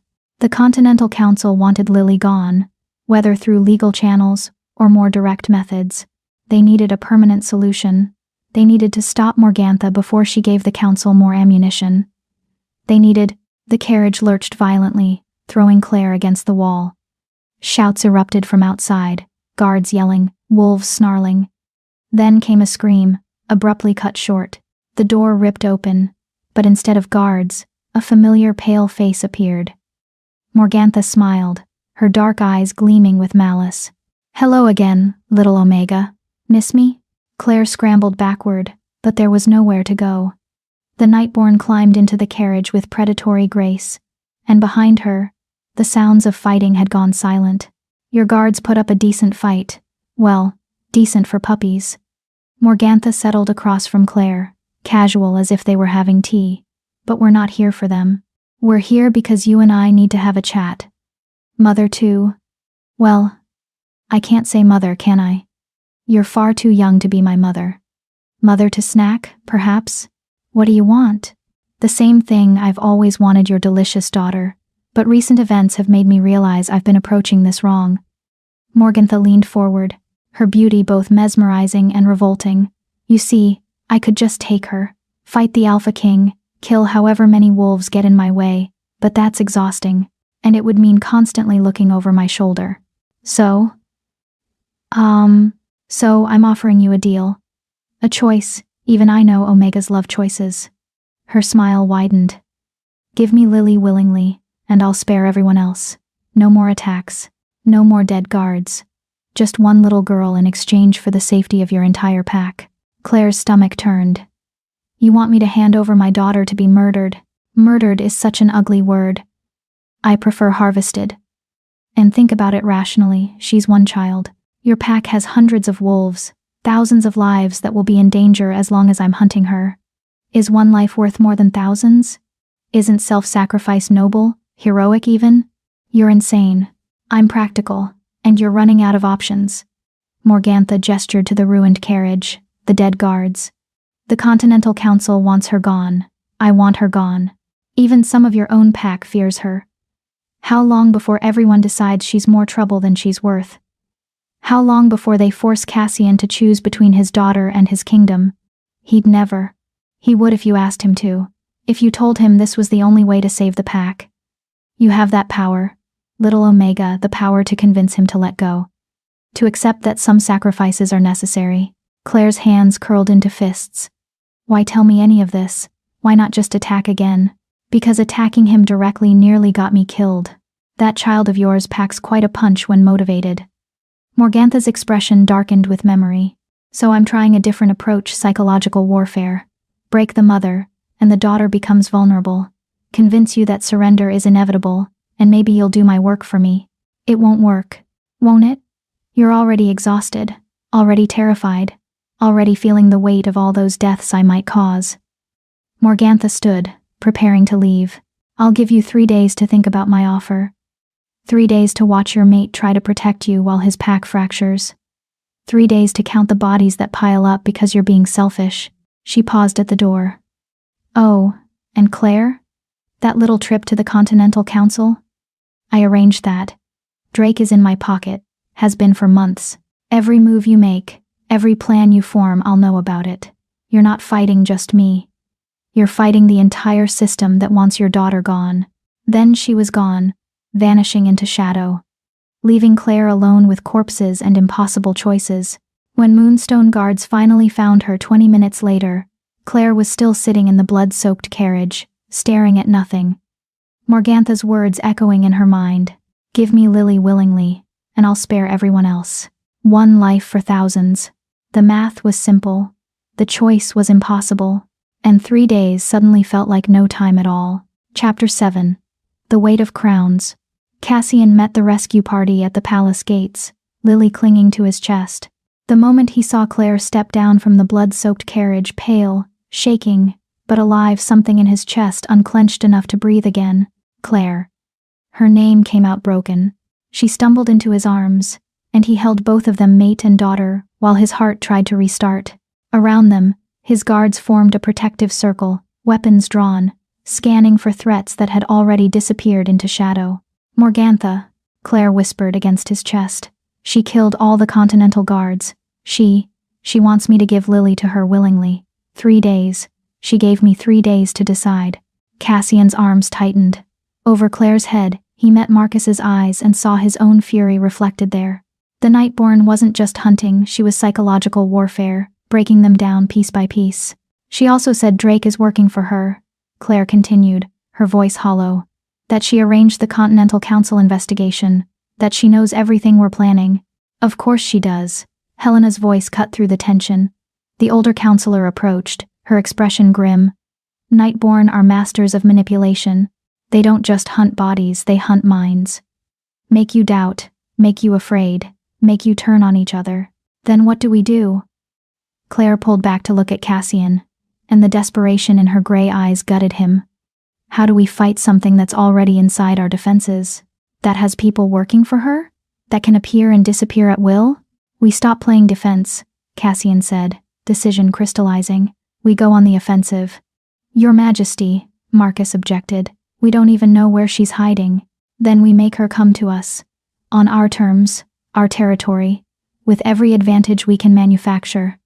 Cassian handed Lily to Claire, his alpha authority settling over him like armor. "Call an emergency pack meeting. Everyone council, warriors, even the civilians. If Drake is compromised, we expose him publicly. If Morgantha has other spies, we flush them out." "That's risky," Helena warned.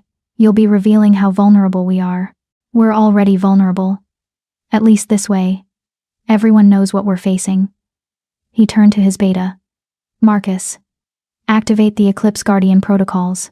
I want every witch, warrior, and wolf with defensive capabilities assembled within the hour." "And the Continental Council?" Marcus asked.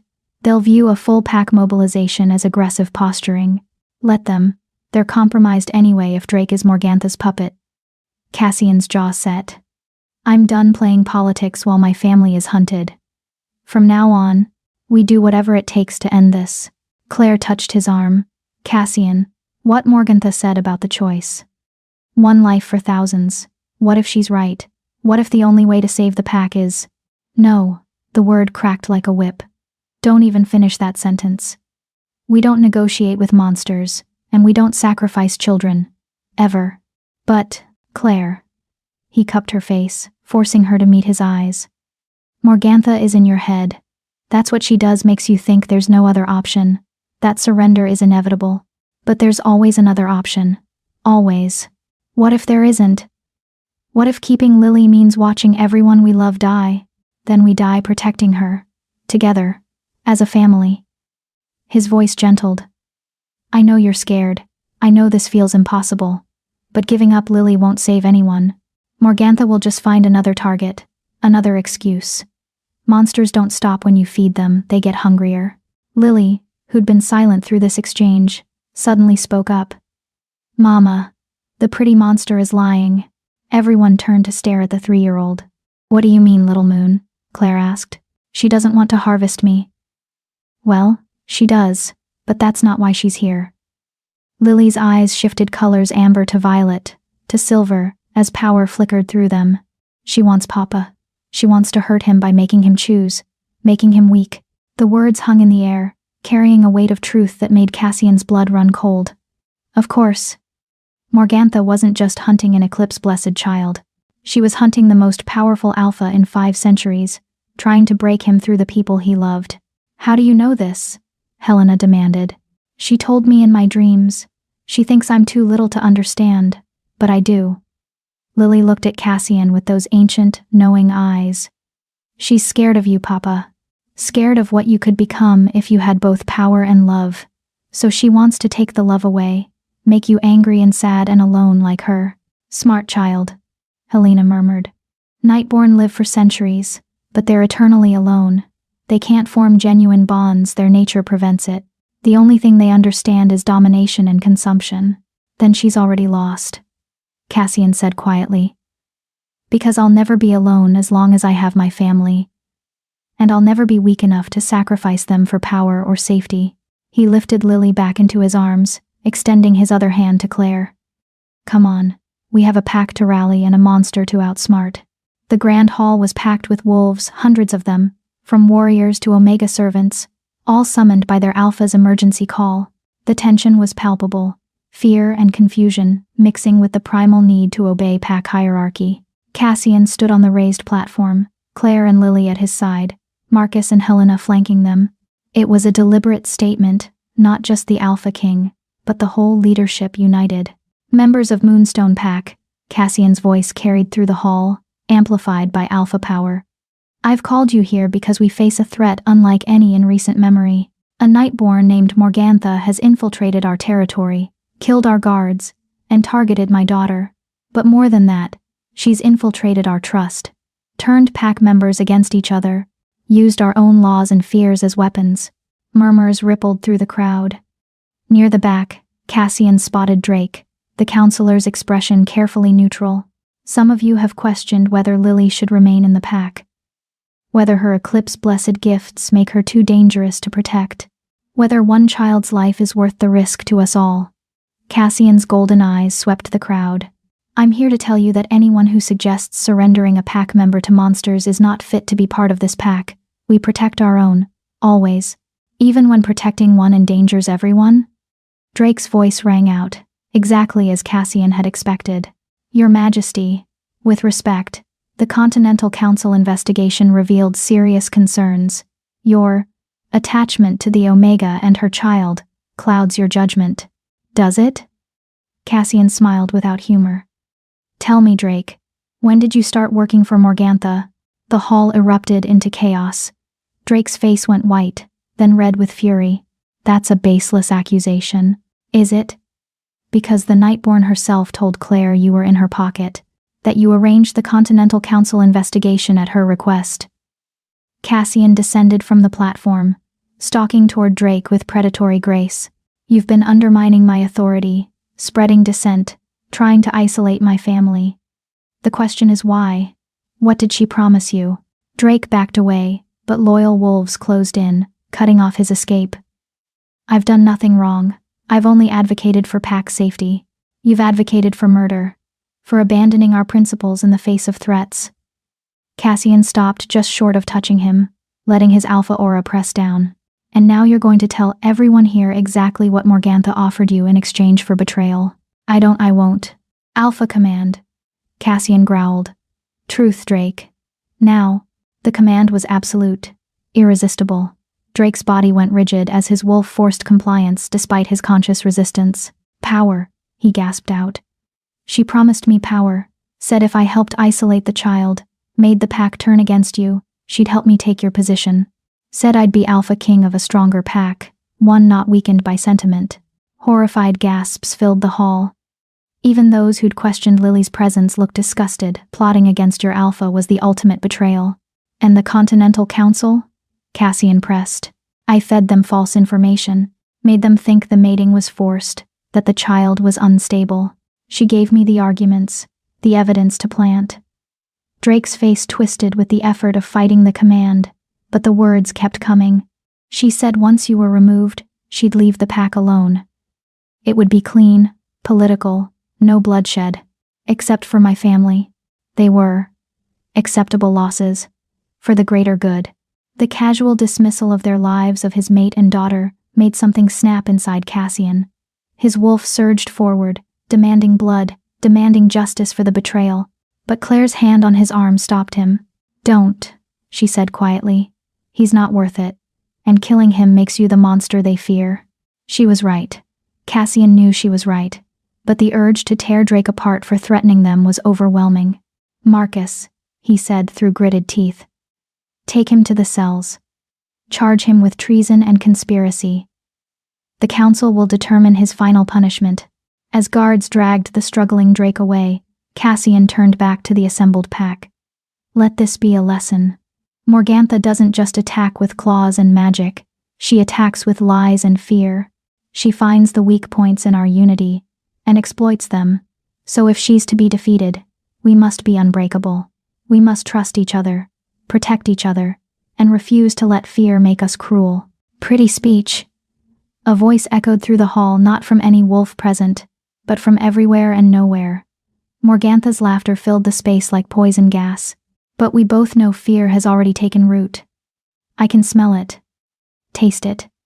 Your pack is terrified, Alpha King. And terror makes people do terrible things." Shadows coalesced at the back of the hall, forming into Morgantha's elegant figure. Wolves scrambled away from her, some shifting involuntarily, others frozen in primal terror. "You shouldn't be able to enter here," Helena gasped. "The wards are meaningless when I have an invitation." Morgantha's dark eyes found Drake being led away. "My dear Drake let me in weeks ago. Blood keyed the barriers to allow my passage. You've been living with a Nightborn's presence all this time, never knowing I could walk your halls at will."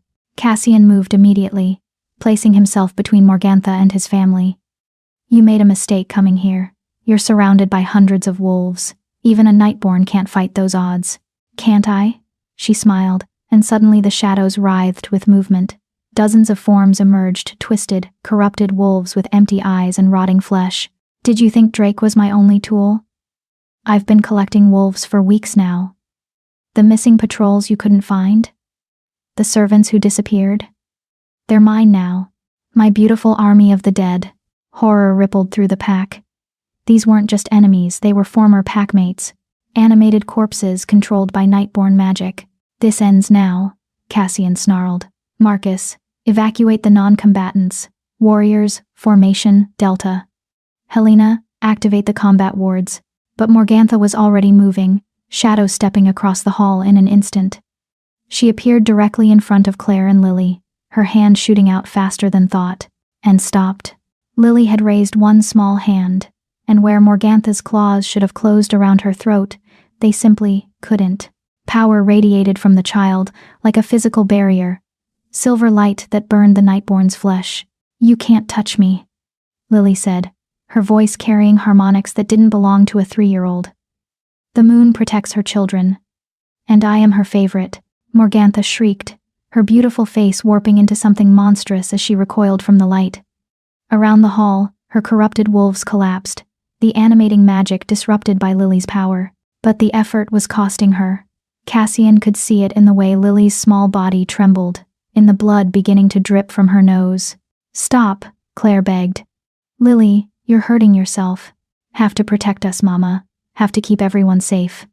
Lily's eyes were pure white now, no iris or pupil visible. "The moon showed me how. Showed me the sacrifice needed to trap monsters." "No!" Both Cassian and Claire shouted together, understanding dawning too late.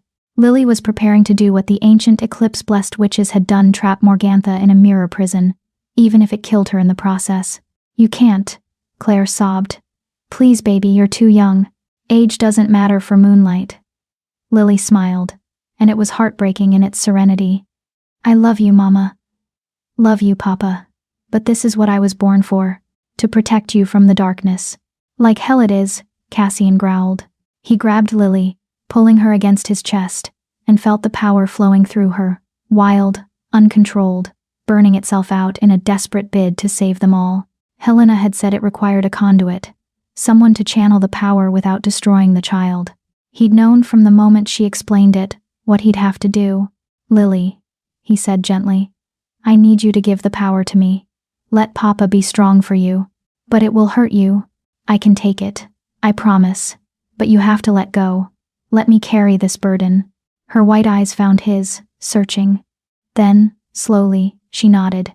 The power transfer was agony.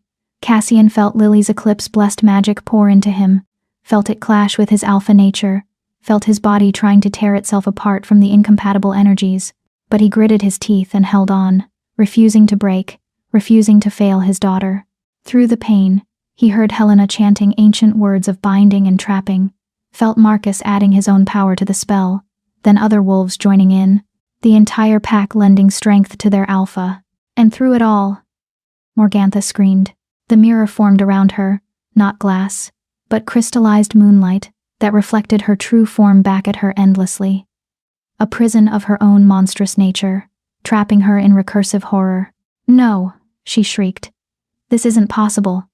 The child doesn't have the strength." "But I do," Cassian said through bloody teeth. "And so does my pack. You wanted to break us? You just made us stronger." The mirror solidified, sealing shut with a sound like breaking stars. Morgantha's screams faded to silence, and the corrupted wolves crumbled to ash. Then Cassian collapsed. The borrowed power finally too much for his body to contain. The last thing he heard before darkness claimed him was Claire's voice, desperate and terrified, calling his name. Chapter 8. The Price of Love. Cassian woke to pain and silver light. His entire body felt like it had been torn apart and reassembled, wrong bones, grinding, muscles screaming, his wolf howling in confused agony deep within his consciousness. Every breath was fire, every heartbeat a hammer strike against his ribs. But he was alive. "Don't move." Claire's voice, rough from crying. Her hand found his, squeezing gently. "Dr. Henrik says, your body is still processing the eclipse magic. Moving too quickly could cause permanent damage." He forced his eyes open. The room swam into focus slowly, his private chambers, late afternoon sun streaming through crystal windows. Claire sat beside his bed, exhausted and beautiful, her gray eyes red-rimmed but fierce with relief. "Lily?" The words scraped out of his raw throat. "Safe. Sleeping in the next room with Helena watching over her." Claire's other hand stroked his hair with infinite gentleness. "You did it, Cassian. You trapped Morgantha. Saved everyone." "Did I?"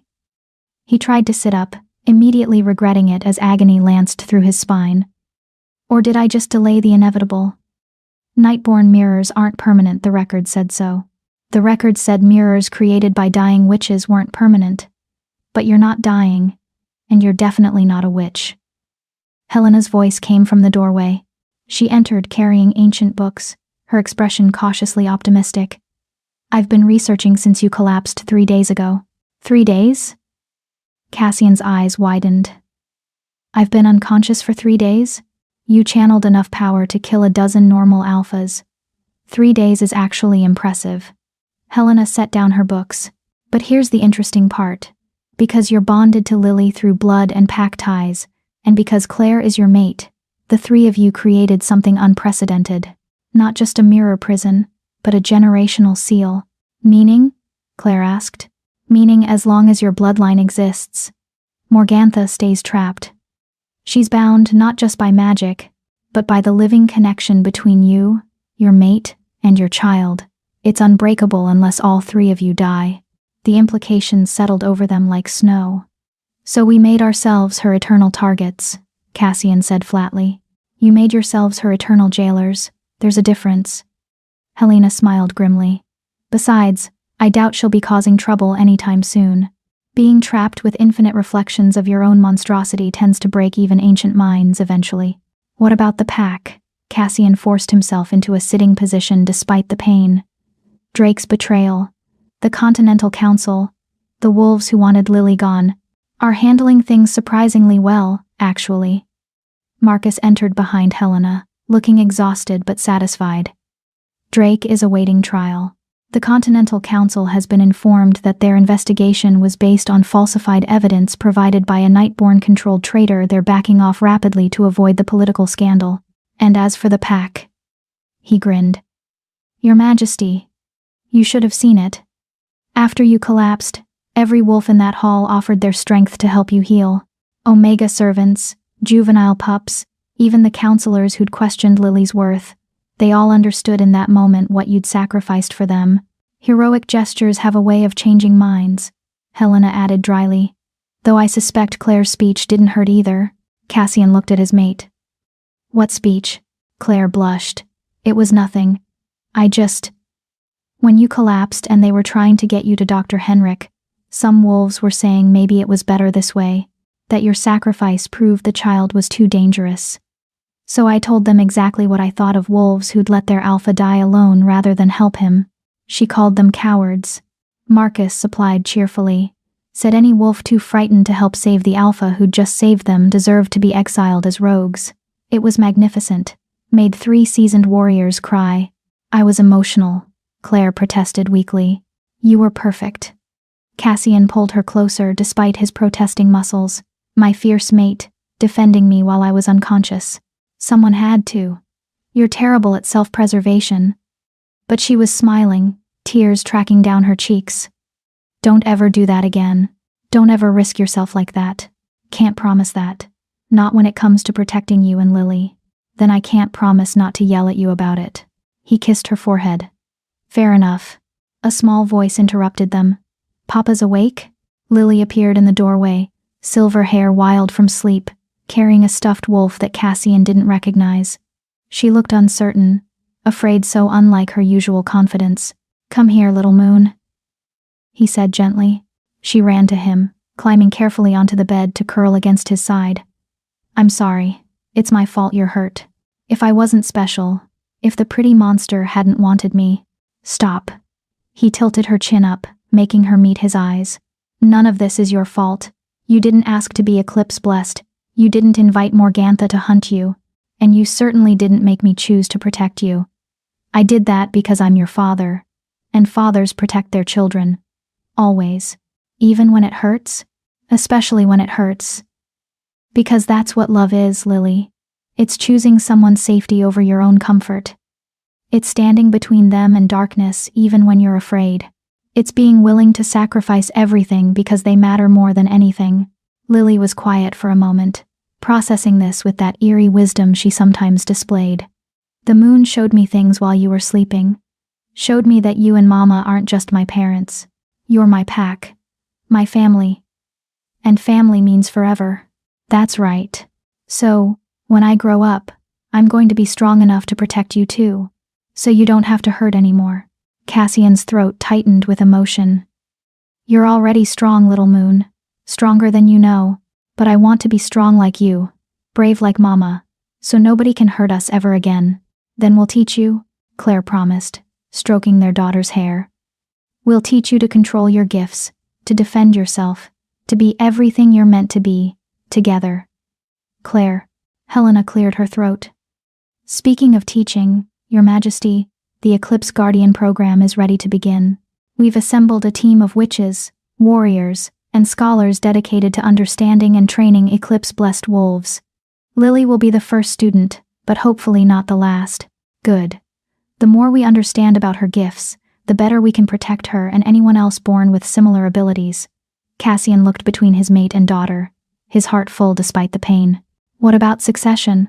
The council's concerns about Lily being heir? Gone, Marcus said firmly. After watching a 3-year-old help trap a Nightborn, even the most traditional counselors admit she's got Alpha King potential. Besides, Claire's regent-designate status is now unquestioned. Turns out terrifying warriors into tears is very effective leadership, Claire groaned. I'm never living that down, am I? Never, Marcus agreed cheerfully. A knock at the door interrupted them. A young servant, one of the Omegas, Claire used to work alongside, peeked in nervously. Your Majesty, Lady Claire? The tailor is here about the coronation gowns? Everyone went still. Cassian raised an eyebrow at Claire. Coronation gowns? She had the grace to look embarrassed. I may have commissioned formal attire. For both of us. Because we discussed, that is. She's trying to say that you need to publicly acknowledge her as your Luna Queen, Helena supplied. Formal coronation ceremony, binding before witnesses, the whole traditional spectacle. It's the only way to cement her position and eliminate any lingering questions about legitimacy. I was going to ask you properly, Claire said quickly. I wasn't just assuming. Yes. Cassian didn't hesitate. Yes? Yes, I'll publicly acknowledge you. Yes, we'll have the coronation ceremony. Yes, to making our bond official and unbreakable before the entire wolf world. He cupped her face, thumb brushing away a tear. Claire, I wanted to ask you properly 3 years ago, before everything went wrong. Wanted to court you, claim you, give you everything you deserved. So yes, to all of it, whenever you're ready. I'm ready now, she whispered. Your Majesty, you can barely sit up. Dr. Henrik's dry voice came from the doorway. Perhaps wait until you can stand through a ceremony without collapsing. Spoil sport, Cassian muttered, but he was smiling. How about a compromise? Helena suggested. Private hand-fasting ceremony now. Public coronation in 2 weeks when Cassian's recovered. That way you're officially bound immediately, but we still get the political spectacle necessary to impress the Continental Council and neighboring packs. It was perfect. Practical and romantic at once. Tonight, Cassian decided. Private hand-fasting tonight with pack witnesses. I've waited 3 years, I'm not waiting another 2 weeks to make Claire officially mine. Claire laughed, the sound lighter than he'd ever heard it. So impatient. When it comes to you? Always. If Claire and Cassian's journey reminds you that the bonds we forge in darkness shine brightest, consider subscribing. Join others who believe that families built through sacrifice deserve to see their happily ever after, and who want to see exactly how this one unfolds. The hand-fasting ceremony took place that evening in Cassian's private chambers, with only their closest allies present. Marcus, Helena, Dr. Henrik, and Lily. Traditional pack ceremonies required hundreds of witnesses, but this was different. More intimate, more real. Helena officiated, her voice steady as she bound their wrists together with silver cord that glowed with moonlight. Cassian, Alpha King of Moonstone Pack, do you take Claire as your Luna Queen, your mate, your equal, your partner in all things? I do. Before the moon and stars, before my pack and my daughter, I claim Claire as mine, my mate, my queen, my heart. His golden eyes never left hers. I promise to protect you, cherish you, and stand beside you through every storm. From this day until my last breath. Claire, Helena continued. Omega born, but Omega no longer. Do you take Cassian as your Alpha King? Your mate, your partner, your equal in all things? I do. Claire's voice shook but held firm. Before the moon and stars, before our pack and our daughter, I claim Cassian as mine. My mate, my king, my heart.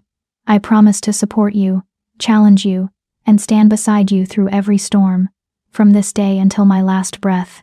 The silver cord flared brighter, sealing the vows with magic that went bone deep. Cassian felt it click into place, the bond that had always existed between them finally, formally acknowledged. Complete. Then, by the power of the moon and the authority of pack law, I declare you mated and bound. May your love be as eternal as the tides, as fierce as wolves, and as bright as the eclipse that brought you together. Helena untied the cord, but the bond remained, humming between them like a living thing. Cassian pulled Claire in for a kiss that was probably inappropriate given their audience, but he didn't care. She was his. Finally, completely, undeniably his. When they broke apart, Lily was bouncing on her toes with excitement. Does this mean I get to call Claire Mama and you Papa in front of everyone now? Not just in private? Yes, little moon, Cassian confirmed. From now on, we're a family in every way that matters. Good. Lily threw her arms around both of them. Because I like having a family. It's nice. Nice, Claire repeated with a watery laugh. That's one word for it. Marcus raised a glass of wine. To the Alpha King and Luna Queen. May their reign be long, their love unshakable, and their enemies few and far between. To family, Helena added. To family. They all echoed. As Cassian held his mate and daughter close, surrounded by loyal pack members who'd become friends, he felt something he hadn't experienced in his entire reign as Alpha King. Peace. Oh, there would be challenges ahead. The public coronation would bring political complications. Raising an eclipse-blessed child would have unexpected difficulties. And somewhere, trapped in her mirror prison, Morgantha would be plotting her eventual escape. But for tonight, in this moment, they had won. They had survived the darkness and emerged stronger. had faced impossible odds and refused to break, had chosen love over fear, unity over division, and family over everything. It was enough. It was everything. Later that night, after everyone had left, and Lily was asleep in her own room, supervised by guards who would die before letting anyone near her, Cassian and Claire lay together in his massive bed. "Do you regret it?" Claire asked quietly. "All of this? The complications, the attacks, the near-death experience?" "Not for a second." He pulled her closer, breathing in her scent wildflowers and strength. "Do you? I regret the 3 years we lost. The time you didn't know Lily. The fear and hiding." She traced patterns on his chest. "But the rest?" "No. Because it led here. To us being together, officially and completely. No more hiding. No more shame. No more being invisible." She propped herself up to look at him, moonlight catching in her gray eyes. "You know what the strangest part of all this is?" "What?" "I spent my entire life being told I was worthless, that omegas don't matter, that we're disposable and forgettable. And now I'm Luna Queen, mate to the most powerful alpha in 5 centuries, mother to an eclipse-blessed miracle." She shook her head in wonder. "How did this become my life?" "You were never worthless, Claire. You were just surrounded by people too blind to see your worth." He tucked a strand of hair behind her ear. "But I saw it. Even before I consciously remembered you, my wolf knew. You were always meant to be here. Always meant to be mine. Destiny? Or just incredibly good fortune on my part?" She laughed, and the sound filled him with joy. This was what he'd been missing all those years, not just a mate, but a partner. Someone who challenged him, grounded him, made him better than he was alone. "I love you," he said, the words feeling both monumental and simple. "I don't think I've said it plainly. But I do. I love you, Claire." Tears spilled down her cheeks. "I love you too. Have loved you since that impossible night 3 years ago. Even when I was too afraid to admit it." They kissed again, slower this time, deeper, a claiming and a promise and a beginning all wrapped together. When they finally pulled apart, Claire smiled against his lips. "So, Luna Queen, that comes with responsibilities, right? Terrifying ones. Council meetings, pack politics, formal dinners with insufferable nobles. Sounds horrible. It is. But you'll have me to suffer through it with you. Then I suppose I can manage." She settled back against his chest, fitting perfectly in the space beneath his arm. "As long as we're together." "Always," he promised. "From this day until my last breath." And as they drifted toward sleep, wrapped in each other and the peace they'd fought so hard to earn, Cassian knew with absolute certainty that he'd make that same promise every day for the rest of his life. Because some bonds were worth any price, some loves were worth any sacrifice, and some families impossible, unprecedented, and absolutely perfect were worth fighting the entire world to protect. Chapter 9. Silver Crowns and Moonlit Thrones. 2 weeks passed in a blur of preparation, healing, and careful political maneuvering. Cassian's body slowly recovered from the eclipse magic, his alpha healing accelerated by the bond he now shared openly with Claire. The mirror prison holding Morgantha remained stable, monitored constantly by Helena and her team of witches. And the pack, once fractured by fear and doubt, had unified in a way Cassian had never seen before. Adversity, it seemed, had forged them into something stronger. The morning of the coronation dawned clear and bright, as if the moon herself approved. Claire woke in Cassian's arms, their arms now, she reminded herself, no longer needing to hide or feel ashamed, and allowed herself a moment of pure contentment before the chaos of the day began. "Nervous?"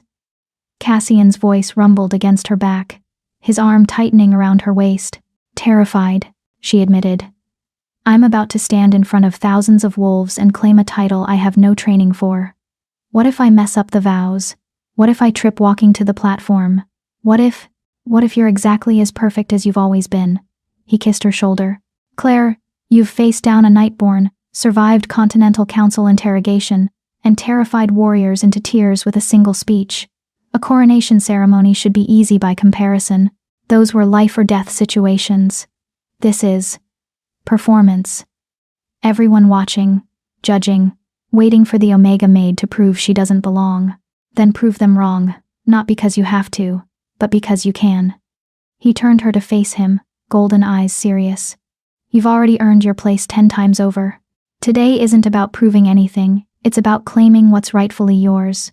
A knock at the door interrupted them. Mama? Papa?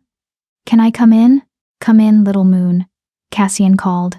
Lily burst through the door, already dressed in her ceremonial gown, silver silk that matched her hair, with embroidered moons along the hem. She looked like a little goddess, all ethereal beauty and barely contained excitement. Helena says we need to start getting ready now, or we'll be late. And the tailor brought Mama's crown. And it's so pretty. And there are already people gathering in the ceremonial grounds. And, she bounced on her toes. Can I help Mama get ready? Please? Claire laughed, her nervousness momentarily forgotten in the face of her daughter's enthusiasm. Of course you can. Let's go see this crown that has you so excited. The Luna Queen's crown was a masterpiece of craftsmanship, silver filigree shaped like moonlight, frozen in metal, set with opals that caught the light and threw rainbow prisms. It was delicate yet strong, beautiful yet powerful. Everything Claire hoped to be. It's perfect, she breathed, watching it sparkle on its velvet cushion. Just like the woman who'll wear it, Helena said from the doorway. The older counselor had transformed from skeptic to fierce ally over the past weeks, and Claire was grateful for her steady presence. Now, let's get you dressed. We have a pack to impress. The coronation gown was deep midnight blue, nearly black, with silver embroidery that formed constellations across the bodice and skirt. It was modest enough to be appropriate for a Luna Queen but beautiful enough to take Claire's breath away. She'd never worn anything so fine, never imagined she'd be allowed to. As Helena and Lily helped her dress, pinning her hair in an elaborate style that was both regal and romantic, Claire caught her reflection in the mirror and barely recognized herself. The Omega Maid was gone. In her place stood someone confident, beautiful, powerful. You look like a queen, Lily declared with absolute certainty. I feel like an imposter, Claire admitted. Imposter syndrome is common among those who achieve greatness, Helena said dryly, adjusting Claire's sleeve. The key is to fake confidence until it becomes real. Trust me, I've been doing it for 40 years. Despite her nerves, Claire smiled. That's oddly reassuring. I'm occasionally wise in my old age. Don't tell anyone, it would ruin my reputation. Helena stepped back, surveying her work. Perfect. You'll make every she-wolf in attendance sick with envy and every alpha wish they'd found you first. Good, Lily said fiercely. Because Papa found her, and she's ours, and nobody else can have her. The possessiveness was very wolf-like, very alpha. Claire wondered sometimes if Lily's eclipse blessing had given her more alpha traits than Omega, despite her bloodline. Time would tell. A knock at the door announced Marcus. Ladies, it's time. The ceremony begins in 15 minutes. Claire's stomach flipped. 15 minutes. That's no time at all. You'll be magnificent, Helena assured her. And if you forget the vows, just repeat after the elder. Nobody will know.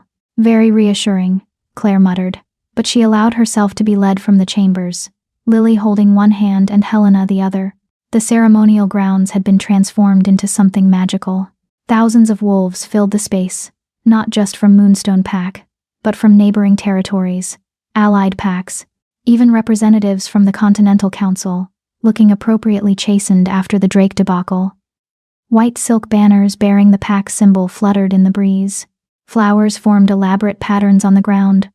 White roses for purity, silver lilies for the moon, deep blue forget-me-nots for eternal love. At the center stood a raised platform where Cassian waited, already wearing his ceremonial armor and crown. He looked every inch, the Alpha King powerful, commanding, absolutely devastating in his formal regalia, but when his eyes found Claire approaching through the crowd, his expression softened into something achingly tender. The crowd parted for her, and Claire walked the long aisle with her head high, spine straight, refusing to let her nervousness show. Lily walked beside her, carrying a cushion with Claire's crown, playing her role as daughter and princess with adorable seriousness. When they reached the platform, Cassian descended the steps to meet them at ground level, a deliberate choice that sent whispers through the crowd. Traditionally, the Luna approached the elevated Alpha as a supplicant.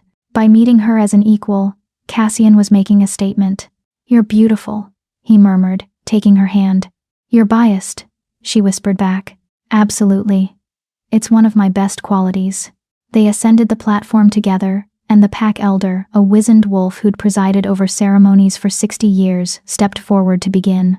We gather under the light of the moon to witness the coronation of Luna Queen Claire, mate to Alpha King Cassian, mother to Princess Lily of Moonstone Pack. The elder's voice carried across the grounds with surprising strength. This ceremony binds not just two wolves, but affirms the bonds of pack, family, and destiny that brought them together. The elder turned to Claire. Claire, Omega born, but Omega no longer, do you accept the responsibilities of Luna Queen?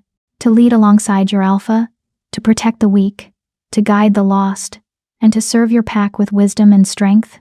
This was it. The moment where she claimed her new life completely. I do. Her voice rang clear, surprising even herself with its confidence. I accept the responsibilities of Luna Queen. I will lead with wisdom, protect with strength, and serve my pack with everything I am. From this day forward, I am Omega no more. I am Luna, and I claim my place with pride. Approving murmurs rippled through the crowd. Even some of the wolves who'd questioned her worth looked impressed by her declaration. Cassian stepped forward, lifting her crown from the cushion Lily held. Then, by the authority vested in me as Alpha King, and in the presence of our pack and allies, I crown you Luna, Queen of Moonstone Pack. May your reign be long, your wisdom legendary, and your love eternal. He placed the crown on her head, and Claire felt the weight of it, not just physical, but symbolic. She was claiming power, responsibility, a future she'd never dared imagine. The crowd erupted into cheers and howls, the sound rising into the sky like a physical force. But the ceremony wasn't finished. The elder raised his hands for silence. There is one more element to this coronation. A tradition observed when the Luna is also mother to the heir, the triad bond. Claire glanced at Cassian, who nodded encouragingly. They discussed this, but actually doing it was different. Lily stepped forward, and the three of them formed a triangle. Cassian, Claire, and Lily with hands joined in the center.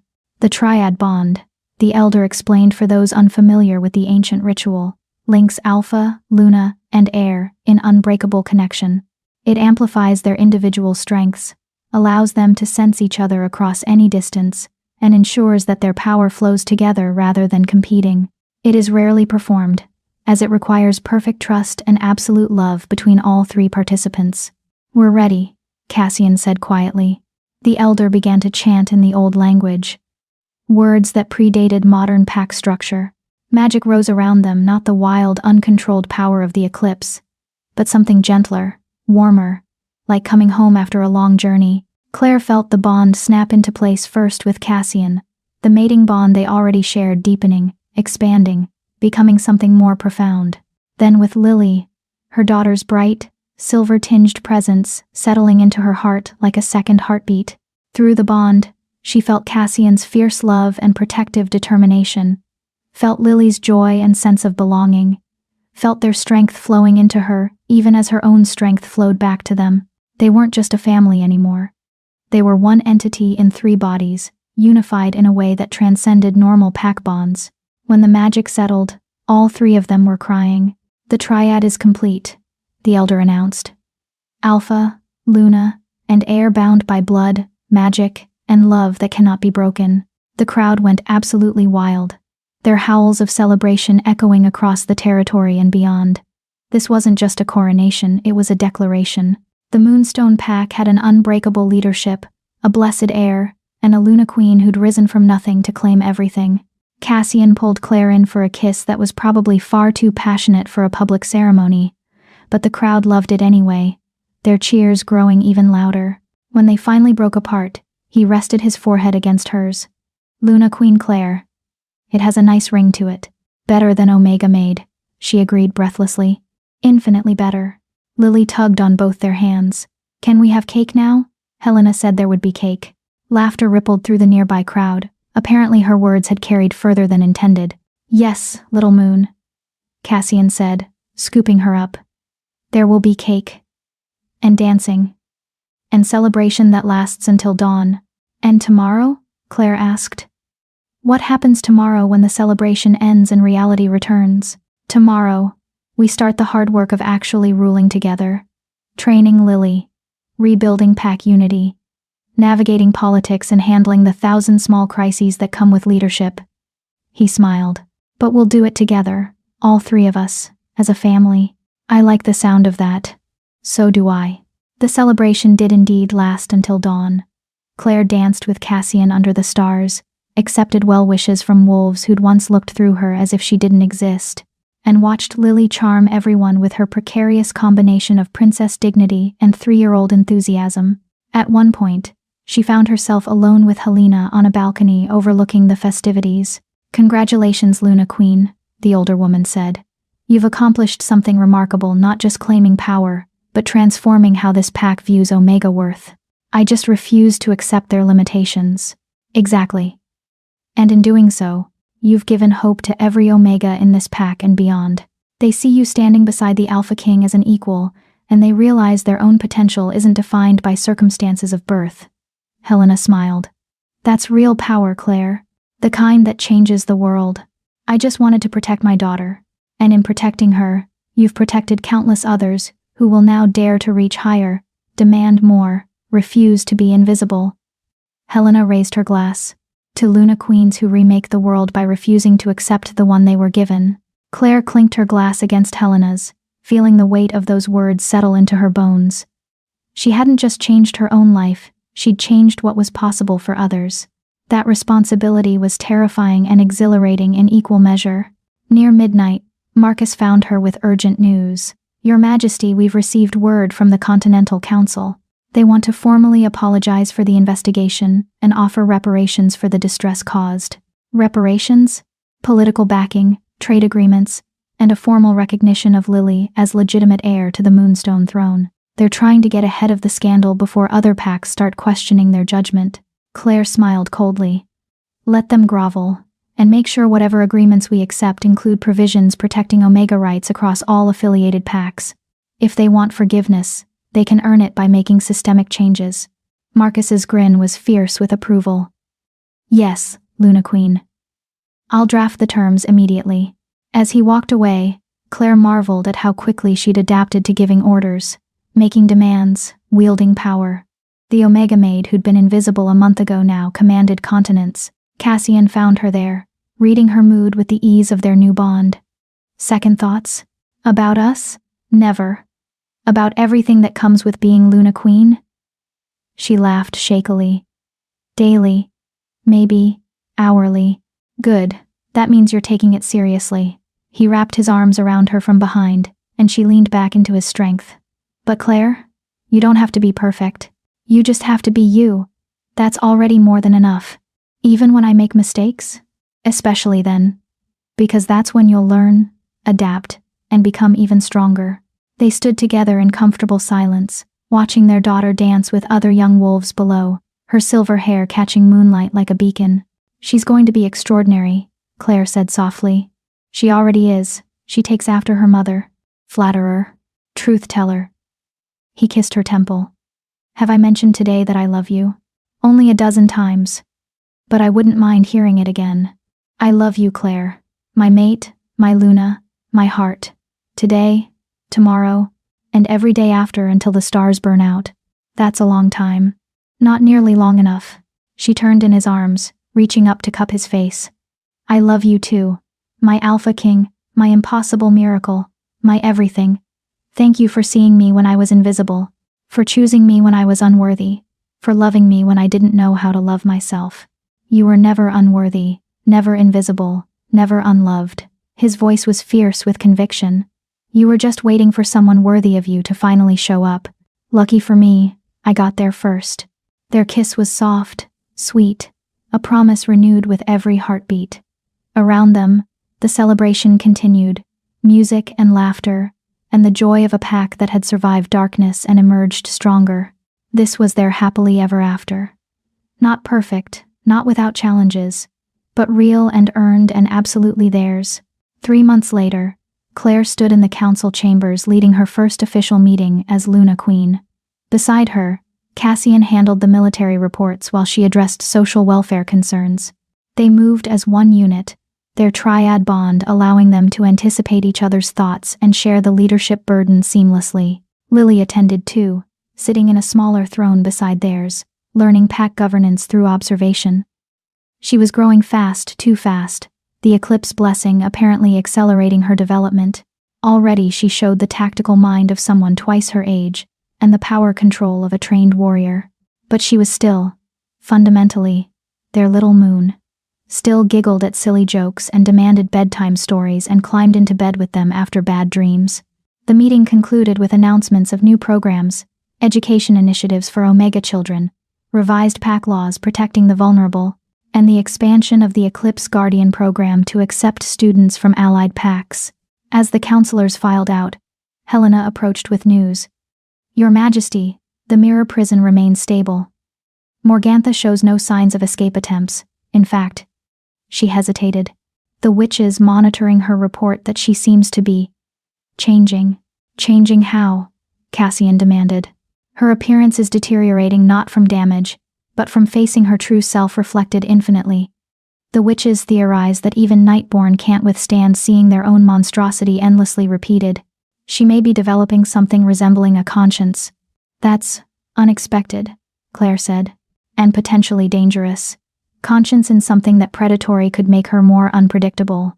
Helena's expression was grim. But it's also possible she'll simply fade away into madness. Time will tell. Keep monitoring her. And increase security protocols I don't trust. Convenient redemption arcs from creatures who've lived by consumption for centuries. Already done. Your Majesty. After Helena left, Cassian turned to Claire. You're getting good at this. The instant security assessments, the strategic thinking. I had a good teacher. You're a natural. He pulled her close, breathing in her scent wildflowers and power now, strength that matched his own. Have I mentioned how attractive I find your competence? Not in the last hour. I was beginning to worry. He laughed, the sound warm and rich. My apologies, Luna Queen. Let me rectify that immediately. Gross, Lily's voice interrupted them. You two are always kissing. It's weird. You'll understand when you're older, Claire said, fighting a smile. I'm already older. I'm 3.5 now. Practically grown.